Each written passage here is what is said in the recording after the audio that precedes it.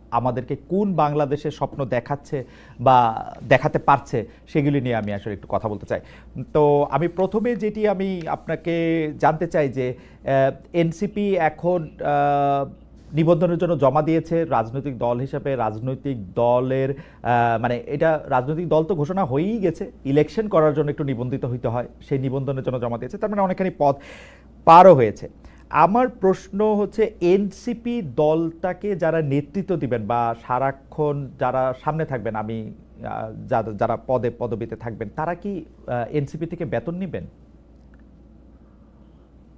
ওকে, এক নম্বর বিষয় হচ্ছে যে আহ, সারাক্ষণ যারা পদে থাকবেন এই বিষয়টা হবে না, কারণ আমাদের যে এই গঠনতন্ত্রটা আমরা জমা দিয়েছি, আপনি যদি গঠনতন্ত্রটা নিশ্চয়ই আপনি দেখার সুযোগ হয়েছে, হুম হুম সেখানে আমরা কোন রাজনৈতিক দল বাংলাদেশে যেখানে আমাদের সভাপতি সেক্রেটারি সহ আমাদের সংগঠনের প্রত্যেকটি পদ সেটি হচ্ছে রোটেট করে হবে যোগ্যতার ভিত্তিতে, এবং একটা টাইম ফ্রেম বেঁধে দেওয়া হয়েছে। আমি আপনি দেখেছি, যদি দেখেন যে আমি দেখেছি খুবই হ্যাঁ, ভালো, খুবই ভালো করেছেন এটা 3 বছর। হ্যাঁ, আমার তো প্রশ্ন হচ্ছে প্রথম দিকে যে 5 জন নেতৃত্বে দিবেন বা 10 জন নেতৃত্বে দিবেন তারা কি দল থেকে বেতন নেবেন কিনা 3 বছর থাকলেও?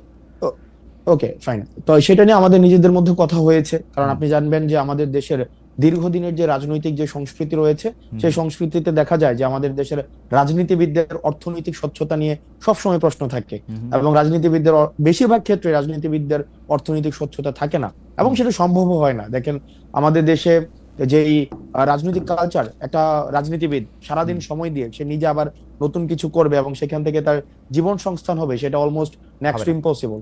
তো সেই জায়গা থেকে হ্যাঁ, সেটা সম্ভব না। আমাদের দেশে আহ, দেখা যায় অনেক রাজনীতিবিদ একই সাথে নাকি আমরা অতীতে দেখেছি, সে হচ্ছে মৎস্য চাষ করে গরুর ফার্মও রাইট। দেয়, তারপর হচ্ছে তার আইটি ফার্মও থাকে। হুম মানে এটা হুম কিন্তু আমরা দেখেছি, আমরা হুম একদম আমাদের অতীত, খুব হুম নিকট অতীতে এই ধরনের আমাদের ঘটনা হয়েছে, এবং আমরা দেখেছি সারা বছর ধরে রাজনীতি করে কিন্তু বছর শেষে দেখা যায় ট্যাক্স ফাইলে হাজার হুম। কোটি টাকার মৎস্য জায়গা থেকে ইনকাম হচ্ছে। তো এই যে আমরা এক ধরনের দ্বিচারিতার একটা সংস্কৃতি, রাজনৈতিক সংস্কৃতি ছিল না, কিন্তু আমরা ক্রাউড ফান্ডিং পলিসিতে আমরা গিয়েছি, এবং সেখানে আমরা একটা বিষয় নিয়ে আলোচনা চলছে বর্তমানে। আমরা আমাদের জায়গা থেকে প্রস্তাব দিয়েছি, যারা হচ্ছে একদম ফুল টাইম পলিটিক্স করছে, আপনার হুম। একটা পদ হোল্ড করে খুব স্বাভাবিকভাবেই আহ অন্য কোনো পেশাতে ওই সময়টায় সময় দেওয়া এটা ডিফিকাল্ট। সেজন্য আমরা প্রস্তাব দিয়েছি যে যাতে করে এটাকে বেতনভুক্ত করা হয়, যেন ওই ওই পার্টিকুলার সময়ে যিনি যে সময়টা উনি ওই পদে থাকবেন, ওকে যাতে করে অন্য কিছুতে যুক্ত হতে না হয়। ওকে। তো ফুল টাইম যারা পলিটিক্স করবেন তারা আসলে বেতনভুক্ত হবেন। এটি আমরা কমিউনিস্ট পার্টিতে এর আগে দেখেছি যে আমরা প্রস্তাব আমরা কমিউনিস্ট পার্টিতে এর আগে দেখেছি যে তারা ফুল টাইমার হলে তারা এরকম বেতন পাবেন। তো সেই ফুল টাইম কি যারা আমরা শুধু আমরা যা- প্রস্তাব যারা দিয়েছি। শুধু নেতৃত্ব দিবেন তারাই পাবেন নাকি যারা কর্মী তারাও পাবেন? এটা কিভাবে ঠিক করা না, হবে? আপনারা এটা হচ্ছে প্রস্তাবটা কি দিয়েছেন? এ- না, আমরা প্রস্তাবটা দিয়েছি যে আমাদের তো এটার শুধু এক লেয়ারের নেতা কর্মী থাকবে না, শুধু হুম একটা পরিবারের নেতা কর্মী হুম বা একটা শুধুমাত্র ওই যে পিক এন্ড চুজ, যে আমাদের দেশে যেটা হইতো যে রাইট। নেতার পছন্দের যারা থাকবে তারাই হচ্ছে পদে যাবে, এটার হুম কোনো সুযোগ নাই। যোগ্যতার ভিত্তিতে কাউন্সিল হবে, কাউন্সিলের মধ্য দিয়ে আমাদের হচ্ছে একটা এক্সিকিউটিভ বডি থাকবে, হুম। একটা পলিটিক্যাল কাউন্সিল থাকবে, এবং হচ্ছে আপ- পলিটিক্যাল এক্সিকিউটিভ বডিটা হচ্ছে প্রেসিডেন্ট এবং সেক্রেটারি নিজের মতো করে কর্মসূচি বাস্তবায়নের জন্য অ্যাবসলিউটলি যে এক্সিকিউটিভ। অ্যাবসলিউটলি। তাহলে আমরা হ্যাঁ, আমরা আমরা আমরা দেখলাম যে সভাপতি, সাধারণ সম্পাদক বা কেন্দ্রীয় কমিটিতে বা যতখানি আপনারা ঠিক মনে করেন ততজন লোক আসলে এখান থেকে আপনারা বেতন নেবেন, ক্রাউড ফান্ডিং এর মাধ্যমে হোক বা দলের অন্যান্য আয় থেকেও। ডেফিনেটলি এটা স্বচ্ছভাবে এটা হবে। এটা এটা এটা এটা এটা আমরা প্রপোজ করেছি এবং এটা আমরা আহ, দেখেন, আমরা শুরু থেকে একদম এই দল গঠনের শুরু থেকে বা তারও আগে থেকে শুরু থেকেই শুধুমাত্র আমাদের দলের মধ্য থেকে না, আপনি যদি আমরা সবাই চেয়েছি। ওকে। আমরা মাঝে মাঝে আপনি কিছুদিন আগে একটা জিনিস বলছিলেন যে আমাদের অর্থনৈতিক স্বচ্ছতা নিয়ে যেভাবে প্রশ্ন করা হয় অন্যদেরকে করা হয় না, আমাদেরকে নিয়ে প্রশ্ন করা হবে, এটা খুব স্বাভাবিক, কারণ আমরা কিন্তু এই না না, সেটা ঠিক আপনাদের আছে, বা সেটা ঠিক আছে, সেটা ঠিক আছে। না, আমরা এটা এখন নিয়ে ফাইন। আমরা এখন তো আমরা এখন সেই জায়গা থেকে হচ্ছে আমরা এটি নিশ্চিত করতে যাচ্ছি। ওকে, থ্যাংক ইউ। তাহলে ব্যাপারটা দাঁড়াইলো হচ্ছে যে আপনারা সেটা ঠিক করবেন, প্রপোজ করেছেন, অনেক ধন্যবাদ। একটা নতুন বিষয় নিশ্চয়ই এখন, কারণ কয়েকদিন আগে আমি আরেকটি বড় দলের বিএনপির ভারপ্রাপ্ত প্রধান বা বিএনপি চেয়ারপারসনরা দল থেকে বেতন নেন কিনা সেই প্রশ্নেরও করেছিলাম। বিএনপির নেতৃবৃন্দ একরকম জবাব দিয়েছেন যে তাদের আসলে অন্য আয়ের উৎস রয়েছে, বেতনের কথা তারা বলে না। আমি কমিউনিস্ট পার্টি ছাড়া আর কারো কথা শুনি নাই। আমার এখনকার প্রশ্ন হচ্ছে যে পার্টি সদস্যরা তো এখন বেতন নিচ্ছেন না, এখন চলছেন কিভাবে? ধরেন আপনাদের আহ্বায়ক Okay. জনাব নাহিদ ইসলাম কি করে এখন দিন গুজরান করছেন? ওকে ফাইন, আমাদের পার্টির সদস্য সবাই, মানে বিষয়টা এমন না যে এখানে বেকার, সবাই বেকার, বিষয়টা এমন না। আমার নিজস্ব কর্মসংস্থান রয়েছে, আমাদের পার্টির হচ্ছে অলমোস্ট সবারই কর্মসংস্থান। যাদের নেই সেই জায়গা থেকে আমরা হচ্ছে পার্টিতে আমরা ব্যক্তিগত জায়গা থেকে আমরা ডোনেট করি। যেমন আমাদের পার্টির সদস্যদের ইনিশিয়াল 5,000 টাকা করে হচ্ছে আমরা সদস্য ফর্মের এক ইয়া ছিল, মানে পার্টিতে যারা মেম্বার ছিল, তারপরে মান্থলি বেসিসে হচ্ছে আমরা সেখানে ডোনেট করি। না, সেটা তো দলের জন্য, দলের যারা মানে তারপর এটা ছিল দলের যে আমরা, এটা তো দলের জন্য আপনারা ডোনেট করতেছেন, দলের নেতার জন্য কি donate দলের করতেছেন? না, দলের নেতার জন্য আমরা ডোনেট করছি না। সেই জায়গা থেকে যেমন আমার জায়গাটা, মানে আমার জায়গাটা হচ্ছে যেমন আমি আমার অর্থনৈতিক বিষয় নিয়ে আপনার সাথে না না সেটা আগে ঠিক আছে, তোর সাথে সেটা কথা ঠিক আছে, বলেছি। আমি আপনার কথা জানতে চাইছি না, কারণ আপনার কথা আপনি বহুবার আপনি এই প্রশ্নের সম্মুখীন হয়েছেন, আপনার কোচিং সেন্টারের কথা শুনেছি, আপনার অনেক কিছু শুনেছি যে পার্টিতে আপনি ছাড়াও আরো অনেক নেতা নেত্রী রয়েছেন, দলের আহ্বায়কের কথা আমি আমার বারবার জানতে চাইছি, অসংখ্য কারণ হচ্ছে আমার অসংখ্য কলিগস রয়েছে। দেখেন, জি। আমাদের অসংখ্য কলিগস রয়েছে যারা নিজ নিজ জায়গায় প্রতিষ্ঠিত। Right. আপনি তাসনিম জারাকে Right, দেখবেন, right. আর তারপরে হচ্ছে খালিদ Absolutely. সাইফুল্লাহ ভাই আছে, এতেশাম ভাই আছে, তাসনুবা জাবিন আপা আছে, ডাক্তার। দেখেন, আমি প্রফেশনালি যদি আলাদা করি, এই পার্টিতে হচ্ছে না, ডাক্তার না, রয়েছে, absolutely, এই আমার পার্টিতে এটাতে অ্যাডভোকেট রয়েছে, আমার এই এটাতে কোনো পার্টিতে আপত্তি নাই, fine, কিন্তু হ্যাঁ, যাদের নাই, যারা চাকরি করেন না, চাকরির জন্য আন্দোলন করতেছিলেন, এখন আইসা মানে জাতির প্রয়োজনে, সময়ের প্রয়োজনে যারা নেতৃত্ব দিচ্ছেন একটি দলকে বা অন্য দায়িত্ব পালন করছেন, তারা কি করছেন সেটি আমি জানতে চাইছি। তাদের ক্ষেত্রে দল থেকে সাহায্য করা হচ্ছে কিনা বা টাকা দেওয়া হচ্ছে? একটা জিনিস দেখেন, সাংগঠনিক খরচের দায় দল নেয়। হ্যাঁ, একটা রাজনীতিবিদ সাংগঠনিক যে খরচটা করবে সেটা তো আপনার দল থেকে সেটা ব্যয়ভার বহন করা হয়। আমি কোথাও জায়গায় সফরে গেলাম, কোন একটা মিটিং অ্যারেঞ্জ করলাম, কোন একটা কর্মসূচি বাস্তবায়ন করলাম, এটা আমার দল দিবে। সে বেকার হোক, সে কিছু করুক আর না করে, এটা কিন্তু দল দিচ্ছে। এখন তার ব্যক্তি পরিসরের খরচ সেটা সে কিভাবে সংস্থান করে, সেটা তার বাবা দিচ্ছে নাকি সে নিজে করছে, বা তার পারিবারিক সেই ধরনের সংস্থান রয়েছে কিনা, সেটা ব্যক্তি জানবেন। আমার মনে হয় যে আপনাদের দলের যে আহ্বায়ক আছেন, যে সদস্য সচিব আছেন, তারা কি করে আসলে মানে তারা তো দুইজনই তারা প্রায় চাকরি শুরু করেন নাই, ছাত্র ছিলেন, তেমন ব্যবসার সাথে যুক্ত ছিলেন না, আমরা জানি। তারা কি করছেন এটি যদি সামনে আসতো, আমাদের তরুণরা এক ধরনের সেটা নিয়ে ভিন্ন, সেটা নিয়ে কথা হতে পারে, কিন্তু আমাদের সাংগঠনিক যে খরচ, আমাদের আমি সাংগঠনিক খরচের কথা আমি জানতে চাইছি না, আমি জানতে চাইছি যে রাজনীতি করার ক্ষেত্রে নতুন রাজনৈতিক দলের নেতৃবৃন্দ আসলে কিভাবে কার বাসার বাজার কিভাবে হয়, কার বাসার বাজার কিভাবে হয়। ওনারা তো একদম যে ওনারা সিঙ্গেল সবকিছু ডিল করে বিষয়টা এমন, ওদের ফ্যামিলি সদস্য রয়েছে, ওনাদের পরিবারের সদস্য রয়েছে, নিশ্চয়ই সেটা ওনারা ভালো বলতে পারবেন। আচ্ছা, ঠিক আছে। আপনাদের পার্টিতে পূর্ণাঙ্গ কমিটি বলতে আমরা যেটা বুঝি, সভাপতি, সাধারণ সম্পাদক, যার কথা বলেছেন, সেটি কবে আসবে? আপনারা কি এই জায়গাগুলি ফাঁকা রাখছেন উপদেষ্টা মাহফুজ এবং উপদেষ্টা আসিফ ফিরে যেন আসলে সেটি হয়, সেটির জন্য? না এখনো কেন আহ্বায়ক কমিটি? না, আপনি উপদেষ্টা মাহফুজ, উপদেষ্টা হচ্ছে আসিফ, উনারা যে আমাদের পার্টিতে আসবে বা আদৌ রাজনীতি করবে কি করবে না, সেই সিদ্ধান্ত উনাদের। এমনও তো হতে পারে উনারা অন্য রাজনৈতিক দলে যেতে পারেন, এটা উনাদের সিদ্ধান্ত, যে উনাদের মতো করে আসলে এটা হবে। আমরা কি কোনো কাজ, এটা এক ধরনের রং পারসেপশন, এটা সম্পূর্ণ রং পারসেপশন। মানে এবং আমি আপনাকে এটা রং পারসেপশন, উনারা তো আপনাদেরই মানে ভাই, বন্ধু, সহযোদ্ধা, সহনাগরিক। উনারা কি, আমি জিজ্ঞেস করতে চাই, ওনারা কি এনসিপির প্রতিনিধিত্ব করছে সরকারে? আমার কাছে এনসিপির তো তখন জন্ম হয় নাই যখন তারা সরকারে গেছিলেন। আমার কাছে মনে হয় উনাদের প্রতিনিধিত্ব এনসিপি করতেছে, এটা একটা, আমার কাছে মনে হয় উনারা আর আপনারা একই লোক। কেমনে মনে হয়? কারণ সকল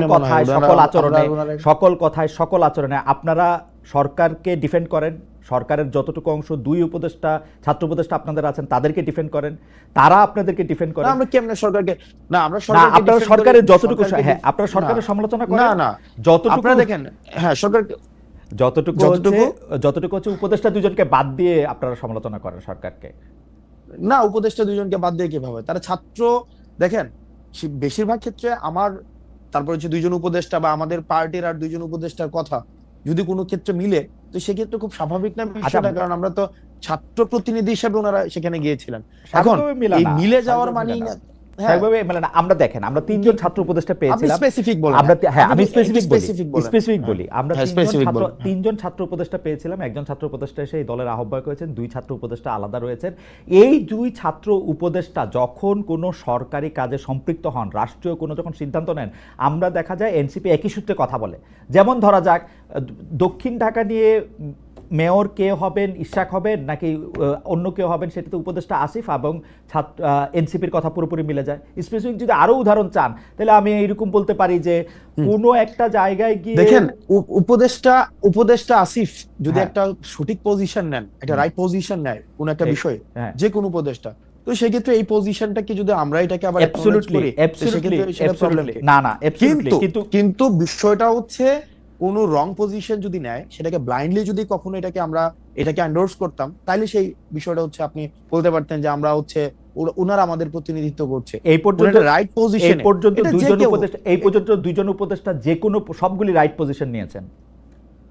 না যে সবগুলো রাইট পজিশন নিয়েছে মানে আপনি স্পেসিফিক বলেন। না আমি স্পেসিফিক বলবো না, এবার আপনি স্পেসিফিক বলেন আব্দুল্লাহ, আপনি এবার স্পেসিফিক বলেন।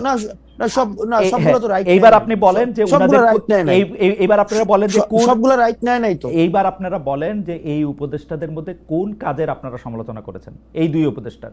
দেখেন এই 2 উপদেষ্টার দেখেন আমরা শুরু থেকে বলছি, দেখেন এই 2 উপদেষ্টার কাজকে, এক নাম্বার হচ্ছে আমাদের যে মাহফুজ আব্দুল্লাহর কাজ হচ্ছে আমাদের এই যে মিডিয়া, তারপর হচ্ছে উনি তথ্য প্রযুক্তি মন্ত্রণালয় উনি দেখেন।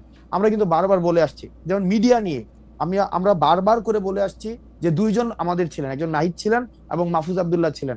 ওনারা কিন্তু ফেল করছে, মাহফুজ আলম ছিলেন, ওনারা ফেল করছে। কারণ এই যে মিডিয়া যেভাবে সন্ত্রাস ম্যানুফ্যাকচার করেছে বা বৈধতা উৎপাদন করেছে, সেটির জন্য প্রয়োজনীয় ব্যবস্থা নেওয়ার দায়িত্ব ছিল, সেটা নিতে পারে নাই। এই কথাগুলো কিন্তু আমরা সব সময় বলে আসছি। এই ব্যাপারগুলো কিন্তু আচ্ছা যাই হোক হাসান, আজকে অনেক আপনারা প্রথম কথা হলো আমি বলি, প্রথম কথা হলো যে আপনি আমার চেয়ে অনেক স্মার্ট। আপনি যদি এখন শাক দিয়ে মাছ ঢাকতে চান তাহলে আমি এটা ইয়া করতে পারবো না। আমি বলতেছি যে আপনি মাহফুজের বা আসিফের কোন কাজের আপনি সমালোচনা করছেন? আপনি বলতেছেন যে যথেষ্ট পরিমাণে যে যারা হাসিনার আমলে সম্মতি উৎপাদন করছে তাদের বিরুদ্ধে যে ব্যবস্থা নেওয়া হয় নাই, সেইটা হলো মাহফুজের ব্যর্থতা বা আসিফের ব্যর্থতা। না দেখেন আপনি অবশ্যই ব্যর্থতা। কেন মানে এখনো পর্যন্ত ওটা তো ওনার কাজ, এটার জন্য আবার আসিফকে দায়ী করা যাচ্ছে না।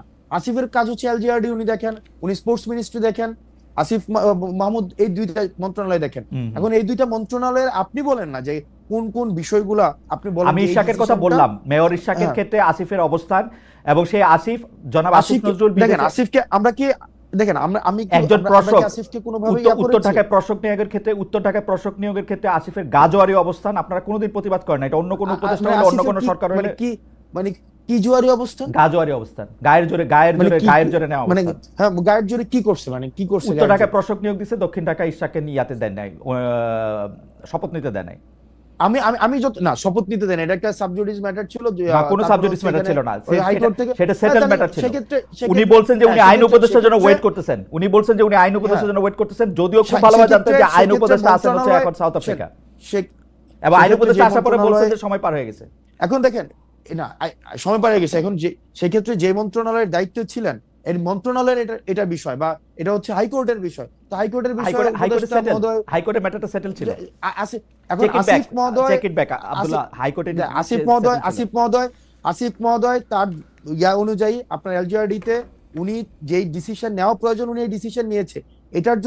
এটার যদি আপনার কোনো ধরনের আমার প্রশ্ন এটা না, আমার প্রশ্ন এটা না জনাব আব্দুল্লাহ, এইটা আমার প্রশ্নই না। আমার প্রশ্ন হচ্ছে যে আপনারা যৌক্তিকভাবে উনাদের কাজের কোনো প্রতিবাদ করছেন না? আমার উত্তর আমার ফাইন্ডিংস হচ্ছে না, আপনারা করেন নাই। আমরা বিকল্প করেন নাই, কারণ হচ্ছে যে আপনারা তাদের বন্ধু, আমরা হচ্ছে এবং এনসিপির জন্য তারা জায়গা খালি রাখতেছে। দেখেন ওনারা জুলাই গণ অভ্যুত্থানের প্রতিনিধি হিসেবে সেখানে গিয়েছে, ওনারা এনসিপির কোনো প্রতিনিধি হিসেবে সেখানে যায় নাই। জন্ম হয় নাই, প্রতিনিধি হিসেবে যাবে কেন? না তাহলে অথবা কি বা আমাদের কোনো প্রতিনিধি হিসেবে সেখানে যায় না, যে তাদের সাথে আমাদের বন্ধুত্বের সম্পর্ক 1 নম্বর বিষয়। 2 নম্বর বিষয় যেভাবে বলা হচ্ছে যে তাদের জন্য জায়গা খালি করে রাখা হইতেছে, এটা কমপ্লিটলি একটা ভুল ধারণা। আমরা আমাদের সংগঠন আমাদের নিজেদের মতো করে আগাচ্ছি, এবং এটা হচ্ছে আমরা আমাদের নিজেদের মতো করে, যখন হচ্ছে আমাদের কিছুদিন আগে হচ্ছে আমাদের গঠনতন্ত্র আমরা জমা দিয়েছি, কিছুদিন আগে হচ্ছে আমাদের রেজিস্ট্রেশনের বিষয় জমা দিয়েছি। Right. আবার আমরা যখন হচ্ছে কাউন্সিল করে সেক্ষেত্রে আমাদের পূর্ণাঙ্গ হচ্ছে আমরা কমিটি দিব। Okay. তো সেক্ষেত্রে এটা কে আসছে কে গেছে কে আসবে না এই সংগঠনে কি ইনক্লুড হবে। ওকে, কাউন্সিলটা কি আপনাদের অতি শীঘ্রই করার কোনো ইচ্ছা আছে, না কাউন্সিলটা আপনারা পরে করবেন? এটার ব্যাপারে কি সিদ্ধান্ত আছে? কাউন্সিল আপনারা কবে করবেন, মানে পূর্ণাঙ্গ আমরা কমিটি কবে আমরা করবেন? আমরা ইতিমধ্যে হচ্ছে রেজিস্ট্রেশনের বিষয়টা নিয়ে আমরা এতদিন কাজ করেছিলাম, আপনি জানেন জাস্ট 2 দিন আগে আমরা রেজিস্ট্রেশনের বিষয়টা সম্পন্ন করেছি। এখন অন্যান্য যে ফরওয়ার্ডিং যে বিষয়গুলো নিয়ে আছে সেগুলো নিয়ে আমরা আলোচনা করব। ওকে, তারপরে আমাদের কোনো এক্সিকিউটিভ মিটিং হয়নি। আপনি মানে কাউন্সিলটা কবে হবে সেই ব্যাপারে আপনাদের এখন এক্সিকিউটিভ মিটিং হওয়ার পরে তারপর আপনারা সিদ্ধান্ত নেন, ফেয়ার এনাফ। আমরা সিদ্ধান্ত নেব। আচ্ছা, রাজনৈতিক বা প্রশাসনিক অভিজ্ঞতা রয়েছে, দল প্রসঙ্গে আসি, রাজনৈতিক বা প্রশাসনিক অভিজ্ঞতা রয়েছে এমন কাউকে কি আপনারা সন্ধান করতেছেন? মানে আপনাদের দলে কি মানে আপনারা কোনো মুরব্বি চান, মানে যারা রাজনৈতিক বা প্রশাসনিক অভিজ্ঞতা রয়েছে, বা মানে এই ব্যাপারে কি ভাবনা আপনাদের, যে আপনারা কোনো আমরা ইতিমধ্যে হচ্ছে আমরা উপদেষ্টা, মানে আমাদের রাজনৈতিক দলের রাজনৈতিক উপদেষ্টা এবং অরাজনৈতিক উপদেষ্টা আমরা হচ্ছে চাই আমাদের পার্টিতে হচ্ছে ইনক্লুড হোক। সেটির জন্য হচ্ছে আমরা সিভি আহ্বানও করেছি। সেই জায়গা থেকে আমরা কথা বলছি, অনেকের সাথে আমাদের কথা হচ্ছে, এবং সেটা হচ্ছে আমরা যে ধরনের রাজনীতি করতে চাই এবং হচ্ছে বাংলাদেশপন্থী রাজনীতি, সেক্ষেত্রে অনেক সিনিয়র হচ্ছে আপনি যাদেরকে বললেন হয়তো সিনিয়র রাজনীতিবিদ রয়েছে, বুদ্ধিজীবী রয়েছে, লেখক রয়েছে, বা হচ্ছে রিটায়ার্ড। বুঝতে পারছি, এর মধ্যে কি আপনারা আসলে আদর্শগতভাবে কোনো রাজনৈতিক বা প্রশাসনিক ব্যক্তিত্ব আপনাদের মাথায় আছে, যে যেমন ধরেন বিএনপির কেউ বা জামায়াতের কেউ, বা ধরেন আমদালিব রহমান পার্থ বা ডক্টর মোহাম্মদ ইউনূস, মানে আদর্শ হিসেবে আপনারা কাউকে সামনে রাখছেন? ধরেন বিএনপি তারেক রহমান সাহেবের মতো একজনকে চান, বা জামায়াতের শফিকুর রহমানের মতো, বা জনাব আমদালিব রহমান পার্থের মতো, বা ডক্টর মোহাম্মদ ইউনূসের মতো? ওকে, সেক্ষেত্রে আমরা হচ্ছে যারা আমাদের সাথে, মানে আমরা যেই এখানে তো হচ্ছে ডক্টর মোহাম্মদ ইউনূস, তারপরে হচ্ছে ডক্টর মোহাম্মদ ইউনূস তো হচ্ছে অন্তর্বর্তীকালীন সরকারের প্রধান। এক্ষেত্রে একটা হচ্ছে তার মতো মানে আন্তর্জাতিকভাবে পরিচিত, ওয়েস্টার্ন এডুকেটেড, আমাদের অ্যাডভাইজরদের আমরা হচ্ছে যাদেরকে আমরা অ্যাডভাইজর নিতে চাই, আমরা একটা স্ট্যান্ডার্ড আমরা বলেছি যে হয়তো রিটায়ার্ড কোনো অফিসার হইতে পারে, বুদ্ধিজীবী হইতে পারে, লেখক হইতে পারে, রাজনৈতিক অভিজ্ঞতা সম্পন্ন মানুষ হইতে পারে। এখন এটাকে ইন্ডিভিজুয়াল আমরা কোনো ক্যারেক্টারাইজেশন করতে যাচ্ছি না, একদম যে এমসিকিউ কোশ্চেনের মতো যে ডক্টর মোহাম্মদ শফিকের মতো হইতে হবে, অথবা হচ্ছে তার ইন্ডিভিজুয়ালি কোনো ক্যারেক্টার না। আচ্ছা, আমি একটু মানে একটু বোঝার জন্য আমি একটু বলতে চেষ্টা করতেছি, আপনারা এই যে রাজনৈতিক বা মানে আপনারা যে উপদেষ্টা চাইতেছেন, তাদের কি আসলে আপনাদের মনের মধ্যে তো নিশ্চয়ই একটা ক্রাইটেরিয়ন আছে যে আপনারা কিভাবে কিরকম একজন মানুষ চান? সেই তিনি কি একজন রিটায়ার্ড আমলা, তিনি কি একজন রিটায়ার্ড সামরিক অফিসার, তিনি কি একজন বিদেশে থাকেন কিন্তু রাজনীতিতে বড় ভূমিকা রাখেন, কলাম লেখেন, এরকম একজন ওয়েস্টার্ন এডুকেটেড আন্তর্জাতিক বিশ্বের ডার্লিং ডক্টর মোহাম্মদ ইউনূসের মতো ওরকম কেউ?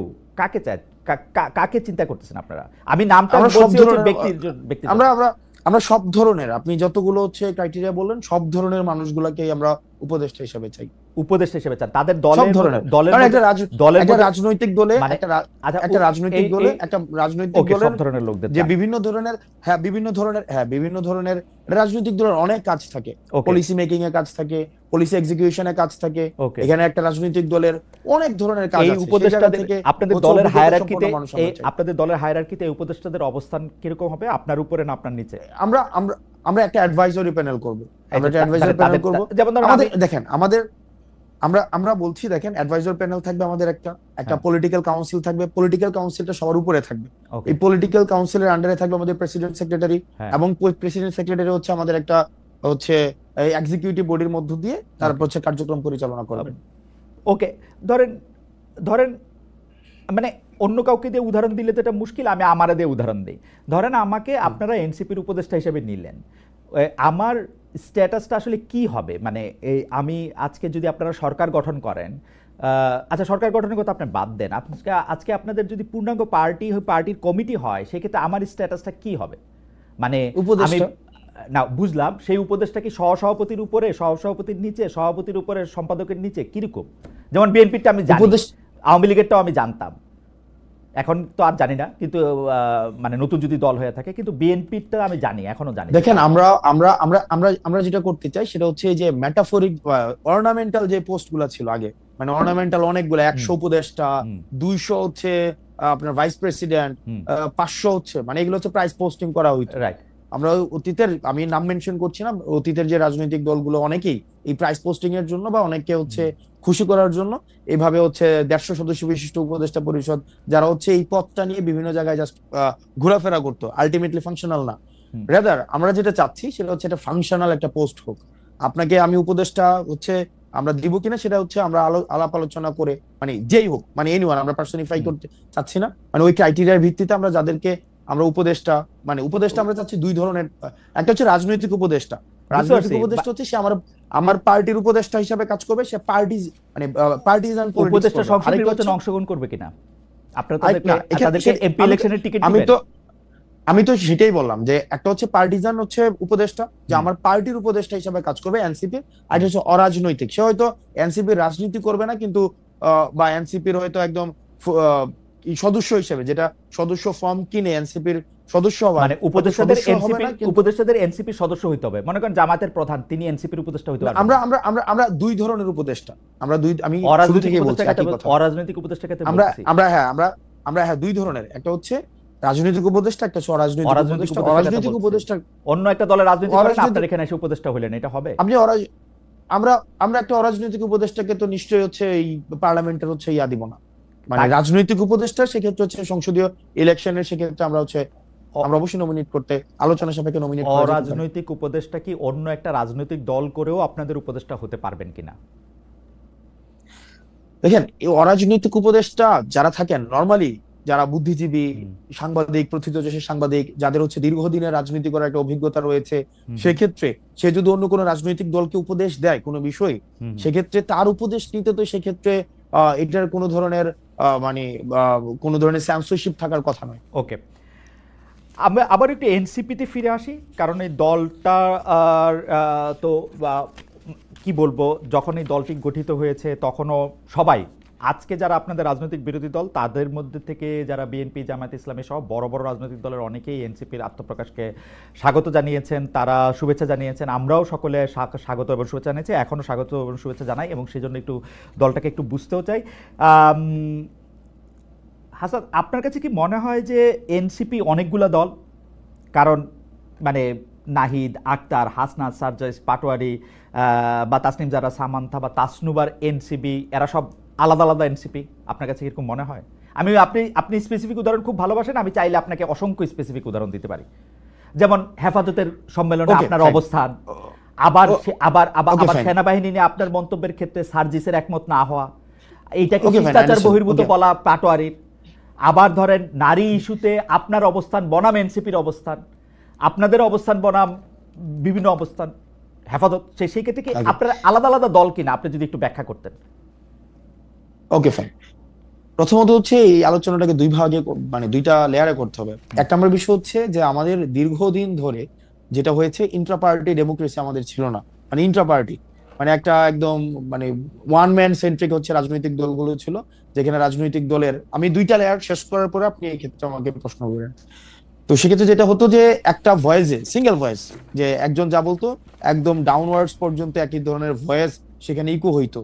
কিন্তু আমরা যেহেতু 5 আগস্টের পরে অনেক যারা অভ্যুত্থানে ছিল তাদের মধ্যে তাদেরকে নিয়ে হচ্ছে আমাদের রাজনৈতিক দলটা গঠিত হয়েছে, সেখানে আমাদের মধ্যে এই যে ইন্ট্রা পার্টি ডেমোক্রেসি, সেখানে আপনি দেখবেন যে সেখানে নিজের দলের মানুষকে নিয়ে সেখানে সমালোচনা করা হয়, জবাবদিহিতার আন্ডারে নিয়ে আসা হয়, যেটা হচ্ছে নেভার বিফোর সিন। আপনি কখনোই অন্য কোনো রাজনৈতিক দলে সেটা আগে ছিল না। এই কারণে আমাদের দেশে এটা খুবই মানে আনইউজুয়াল একটা ঘটনা মনে হচ্ছে। মাই গুডনেস, যে আপনি চিন্তা করেন একটা জায়গায় যে মির্জা ফখরুল সাহেব একটা ধরনের একটা কথা বলেছেন এবং পাবলিকলি সেটা রিজভী সাহেব সেখানে বলছেন যে এই বিষয়ের সাথে আমি একমত না। এটা হচ্ছে একটা বিষয়, অর্থাৎ এটা কখনোই আমাদের দেশের রাজনৈতিক কালচারে ছিল না যে নিজ দলের সমালোচনা করা যাবে, নিজ দলের মানুষের স্ট্যান্ডের সমালোচনা করা যাবে। এক নম্বর বিষয়। 2 নম্বর বিষয়, আমাদের যেহেতু দলটা গঠিত হয়েছে মাত্র 4 মাস হয়েছে, তো 4 মাসের মধ্যে নানা টানাপোড়েন, প্রবলেম সলভ, এবং হচ্ছে আমরা বিভিন্ন বর্গের মানুষ সেখানে এসছে, বিভিন্ন চিন্তার মানুষ সেখানে এসছে, একটা অনেক কাজ করার মধ্য দিয়ে কাজ করার মধ্য দিয়ে, প্রবলেম সলভের মধ্য দিয়ে, কর্মসূচির মধ্য দিয়ে একটা রাজনৈতিক দলের এই যে বিভিন্ন মতপার্থক্য গুলো থাকে, মানে ইন্ট্রা পার্টি যেভাবে আমাদের মতপার্থক্য গুলো থাকে, তখন সেটা একটা শেপে আসে। তো স্বাভাবিকভাবে আপনি 3-4 মাসের মধ্যেই যে এটার একদম একটা সবার মানে ইউনিনিমাস একটা ক্যারেক্টারিস্টিক্স দাঁড়াবে, সেটা হচ্ছে 3 মাস খুব কম সময় সেটির জন্য। তবে ক্রমশ সেটার একটা পর্যায় বা দিন না যত যাবে কর্মসূচির মধ্যে আপনার শেষ হলে আমি একটু বলি, সেটার একটা, হ্যাঁ আপনার শেষ হলে হ্যাঁ আমি একটু সেটার বলি। একটা জি প্রথম কথা হচ্ছে ইন্টারপার্টি ডেমোক্রেসির কথা আপনি বলতেছিলেন। ইন্টারপার্টি ডেমোক্রেসিতে কোনো শাস্তি দেওয়ার বা কোনো রকম কোনো জবাবদিহিতা করার, একজন মানুষ আরেকজন মানুষের সাথে কথা বলার এরকম কোনো রীতি আছে কিনা আপনি জানতেছিলেন। আপনি আবার ভালো করে বাংলাদেশের রাজনৈতিক হিস্ট্রি পড়েন, আপনি দেখবেন যে অসংখ্য এরকম উদাহরণ আছে।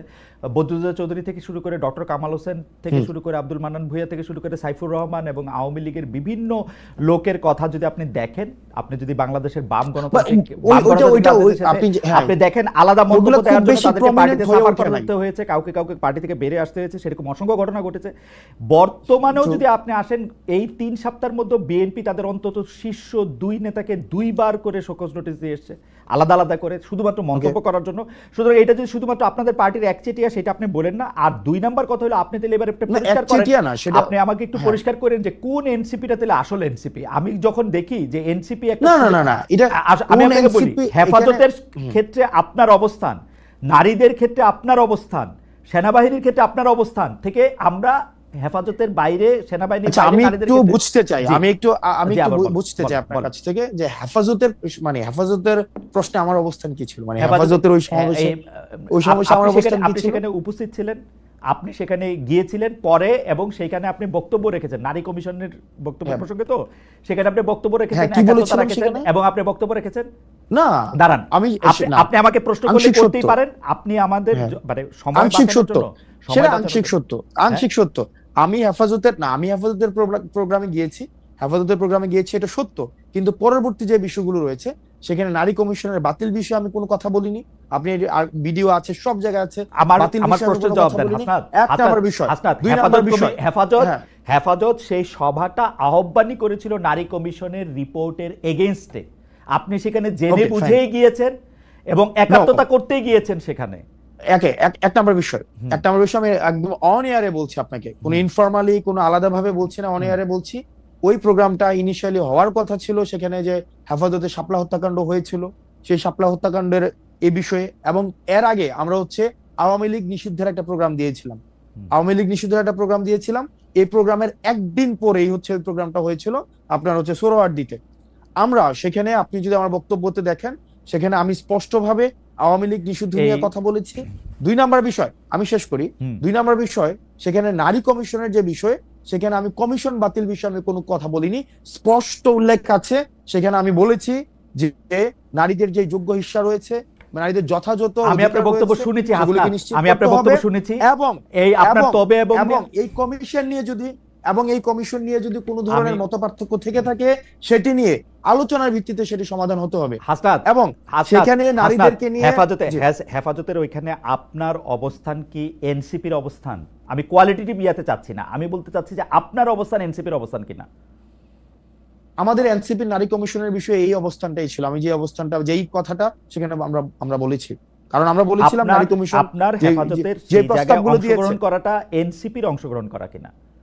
দেখেন, সেখানে যে প্রস্তাবগুলো দিয়েছে, আমি আসছি সেখানে যে প্রস্তাব, আমি যে কথাটা বলেছি, আমার এনসিপির নারী কমিশনের বিষয়ে ঠিক সেই ধরনের অবস্থানটা ছিল, যে আমাদের যে প্রস্তাবনাগুলো দিয়েছিল, সেই প্রস্তাবনার কিছু কিছু জায়গায় আমরা সংশোধনের প্রস্তাব দিয়েছিলাম, যে সংশোধনের মধ্য দিয়ে এই নারী কমিশনের এই বিষয়গুলো ফরওয়ার্ড করা হোক। 1 নম্বর বিষয়। 2 নম্বর বিষয় ওখানের উপস্থিতির যে বিষয়টি, সেটি যে তখন সব রাজনৈতিক দলের, আমাদের হেফাজতের যারা আছেন, সব রাজনৈতিক দলকেই তারা দাওয়াত দিয়েছিল। সেই দাওয়াতের অংশ হিসেবে এনসিপির প্রতিনিধি হিসেবে আমি সেখানে গিয়েছিলাম।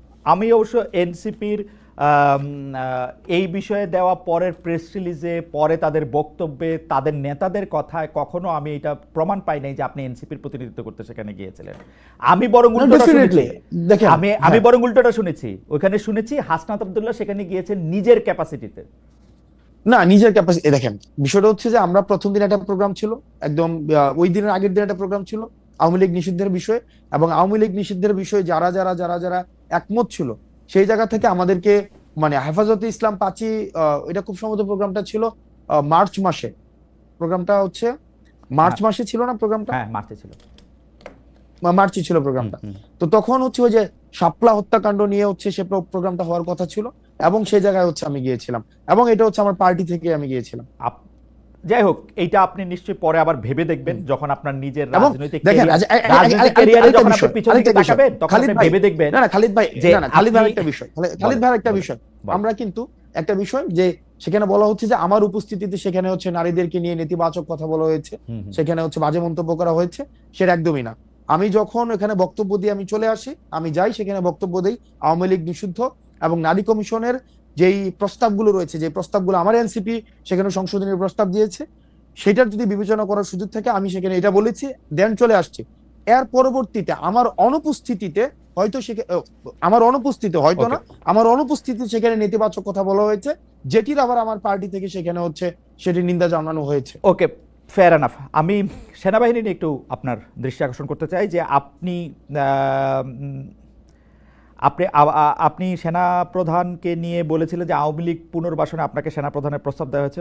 মার্চে আপনি এরকম একটা পোস্ট করেছিলেন, আওয়ামী লীগকে সেনাপ্রধান বা সেনাবাহিনী পুনর্বাসন করতে চায়, সেই রকম একটা বক্তব্য দিয়েছিলেন। এই বক্তব্যে আপনার বক্তব্যের সাথে আপনাদেরই আরেক নেতা সার্জিস আলম একমত হন নাই, এবং নাসিরুদ্দিন পাটোয়ারী সাহেব সিলেটে এক অনুষ্ঠানে বক্তৃতা আপনার এই বক্তব্যকে শিষ্টাচার বহির্ভূত বলেছিলেন। আপনার একটু মন্তব্য করতে চাই। ওকে, এখানে হচ্ছে সার্জিসের স্ট্যাটাসটা যদি দেখেন, সে আমার বক্তব্যের সাথে একমত না, বিষয়টা এমন না। বিষয়টা হচ্ছে সে বলেছে যে আপনি টোন সেটিং, মুড, অ্যাটিটিউড, একটা বক্তব্যের মধ্যে এই জিনিসগুলো থাকে, টোন থাকে, ওই বক্তব্যের সেটিং, ওই বক্তব্যের মুড, ওই বক্তব্যের অ্যাটিটিউডটা কেমন হয় ওইটা। সার্জিস যেটা বলেছে সেটা হচ্ছে যে আমি যেটাকে বলেছি যে আমাদেরকে এক ধরনের রুড ভাবে বলা হয়েছে, সার্জিস সেটাকে টোন ডাউন করেছে। সার্জিস যেটা বলেছে যে আমার কাছে যেটা রুড মনে হয়েছে ওর কাছে সেটা হয়তো রুড মনে হয়নি। আর নাসির ভাই যেটা হচ্ছে সিলেটের বক্তব্য ইফতার পার্টিতে যেটা বলেছেন যে এই ধরনের বিষয়ে মানে আমাদের কখনোই দেখা যায়নি যে এই ধরনের বিষয় পাবলিক স্ফেয়ারে কখনো নিয়ে আসা হয়েছে, এই পাবলিক স্ফেয়ারে নিয়ে আসাটা উনি বলেছেন শিষ্টাচার বহির্ভূত। আপনার সাথে কি সে সময় উপদেষ্টা আসিফ যুক্তি করে ওই প্রায় একই সময় যে উনি এই কথাটা বলেছিলেন যে সেনাপ্রধান বুকে পাথর বেঁধে ডক্টর ইউনূসকে মেনে নিয়েছিলেন, সেটা কি আপনার সাথে যুক্তি বুদ্ধি করে তারপরে মানে আপনারা দুজন একই জায়গায় ছিলেন আর কি? না, আমরা দুজন তো একই জায়গায় কেন থাকবো?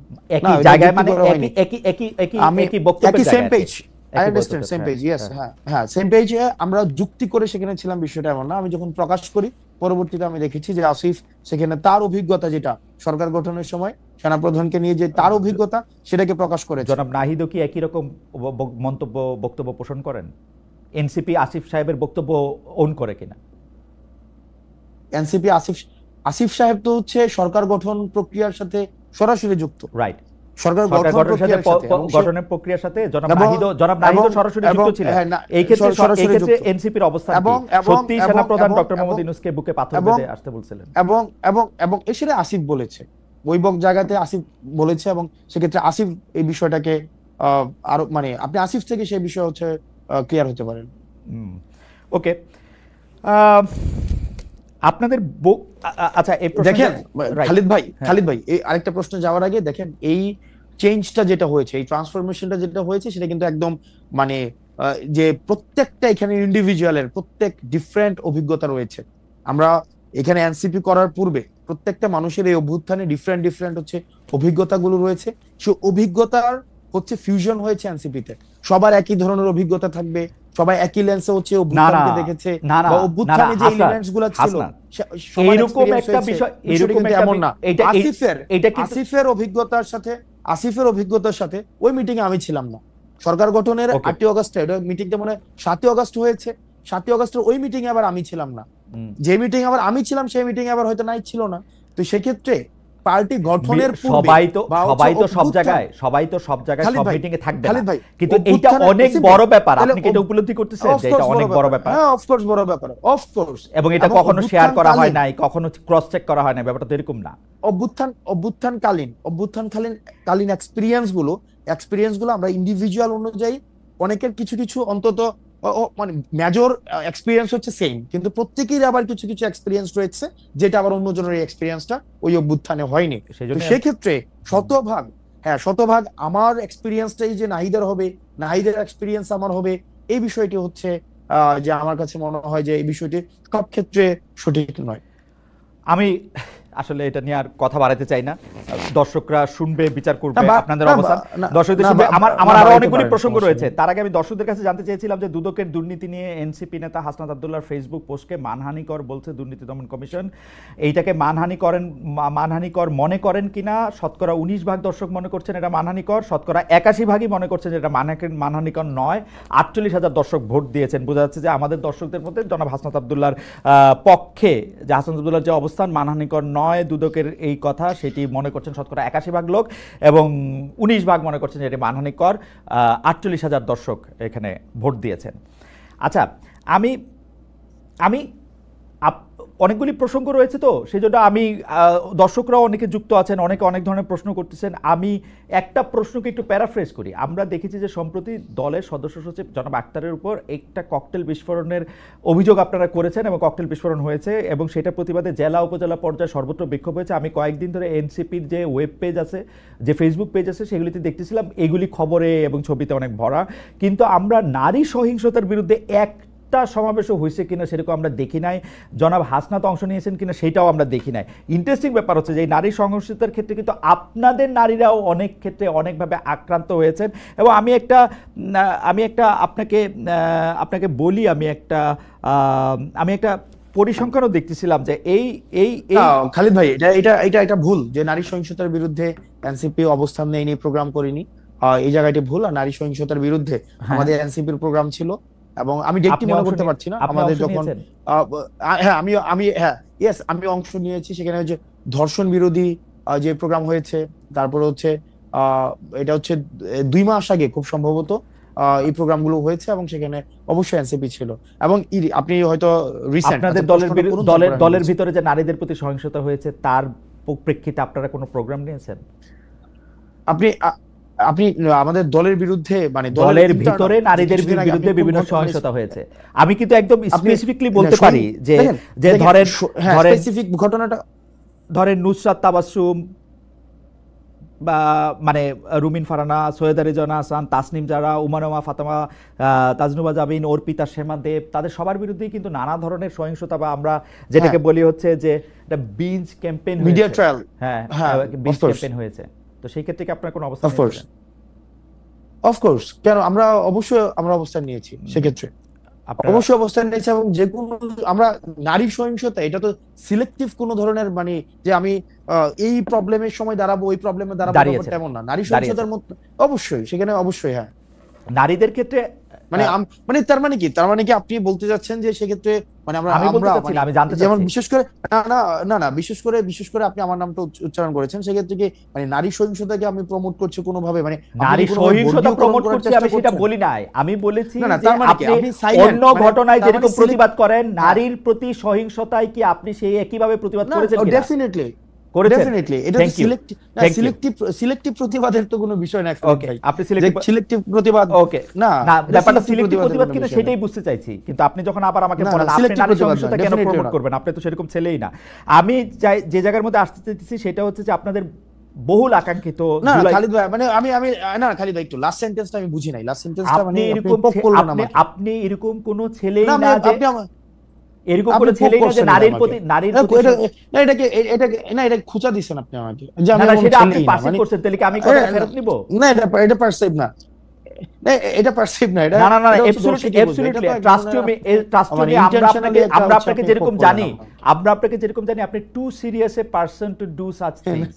আপনি যেটা বলতেছিলেন সেটা আপনি এরকম লোকই না, সেটা বলতে গিয়ে ছেলে বলছি, সেটা ভুল বলছি, সেরকম লোকই না, সেরকম মানুষই না বলি, তাহলে ভালো, ঠিক আছে? সেরকম মানুষই না বা লোকই না, এটা অনেকে এরকম না, এটা অনেকে। দেখেন, আমাদের একটা বিষয় কি, মানে আমরা বুঝতে পারি, ইভেন আমি এখন বেশি বুঝতে পারি, এই বিষয়গুলো বেশি বুঝতে পারি, কারণ লাস্ট 9 মাসে আমরা যেসব এক্সপিরিয়েন্সের মধ্যে দিয়ে গিয়েছি, দেখেন আমার বয়স আপনার মেয়ের বয়সের তুলনায় হয়তো 2-4 বছরের বেশি হইতে পারি, এবং আপনার না বয়স তো বছরে বাড়ে না হাসনাত, আপনার বয়স অন্যভাবে অনেক বেশি বাড়ছে। আপনি প্রত্যেকবারই আইসা তো আমাকে নতুন জিনিস শিখান। আমি একটা সাধারণ কথা বললাম, সেটাকে আপনি খোঁচা হিসেবে খালিদ ভাই, না খালিদ ভাই শুনেন, আমি জাস্ট একটু, মানে আমি আপনার সাথে কথা বলতে পারছি, দেখেন একটা বিষয়, রাইট, আমরা লাস্ট 9 মাসে দেখেছি যে আমরা জাতিগতভাবে আমরা মানে মানে একটা ট্রমাটাইজড, মানে এত পরিমাণ লাস্ট 15, 16, 20 বছরে আমরা এখনো পর্যন্ত যে একটা যে মানে সার্বজনীন প্রতিবাদের যেই আইডিয়াটা সেটা তুলে ধরতে পারি নাই। এটার আওয়ামী লীগীকরণ হয়েছে, এটার বিএনপিকীকরণ হয়েছে, এটাকে আবার এখন এনসিপিকীকরণ করার চেষ্টা করা হইতেছে যে আমরা সিলেক্টিভ ভাবে হচ্ছে এটা করব। আমরা সার্বজনীন আমাদের হচ্ছে কোনো ধরনের ক্যারেক্টারিস্টিক্স দাঁড় করাইতে পারি নাই, জাতিগত ক্যারেক্টারিস্টিক্স দাঁড় করাইতে পারি নাই, ভাষাগত পারি নাই, সভ্যতাগত পারি নাই, সমস্যাগত ক্যারেক্টারিস্টিক্সও আমরা হচ্ছে সার্বজনীন করতে পারি নাই। প্রত্যেকটাই হচ্ছে বর্গীয়করণ করা হয়েছে। প্রসঙ্গে আসেন, যেটা আমরা প্রসঙ্গে আসেন হাসনাত। হ্যাঁ, সেটা আমরা বুঝতে পারি ভাই। হ্যাঁ, ওকে, আপনাদের বহুল আকাঙ্ক্ষিত, আচ্ছা এই জুলাই ঘোষণাপত্র প্রসঙ্গে আমি একটু পরে আসি। একটা খবরে আমরা দেখলাম, পড়লাম যে কুমিল্লার দেবিদ্বারে আপনি সড়কের কার্পেটিং, মানে নির্মম মানের সামগ্রী ব্যবহার করা সড়কের কাজ আপনি বন্ধ করে দিয়েছেন। পরিদর্শনে গিয়ে আপনি বিষয়টা দেখেন। আপনি যে কাজ বন্ধ করে দিলেন সেটা কি মানে সেটা আপনি কোন অধিকার থেকে সেটা আপনি করলেন? মানে এটা কি এনসিপি থেকে করলেন? এনসিপি থেকে করলেন? আমি কাজ বন্ধ করে দেই নাই, আমি কাজ বন্ধ করে দেই নাই। সেখানে হচ্ছে যিনি দায়িত্বে ছিলেন যে ইঞ্জিনিয়ার, সেই ইঞ্জিনিয়ার সেই কাজ বন্ধ করেছেন। আমি সেখানে জানতে চেয়েছিলাম, আমি ভিডিও দেখতেছিলাম যে আপনি কার্পেটিং হাত দিয়ে তুলতেছেন। এই দায়িত্বটা আপনাকে কে দিছে? এনসিপি নাকি আপনি নিজেই নিজেকে দিছেন? আমি বারবার আপনাকে এটা আমি নিজে নিছি এই দায়িত্ব। এটা নাগরিক দায়িত্ব, এটা নাগরিক দায়িত্ব। এই দায়িত্বটা এনসিপি থেকে না, এটা আমরা না, এই দায়িত্ব, এই নাগরিক দায়িত্বটা আমরা নেই নাই বলেই, আমরা এই নাগরিক দায়িত্বটা আমরা নেই নাই বলেই এতদিন পর্যন্ত আমাদের নেতারা আমাদেরকে বুঝুং বুঝাইতে পারছে।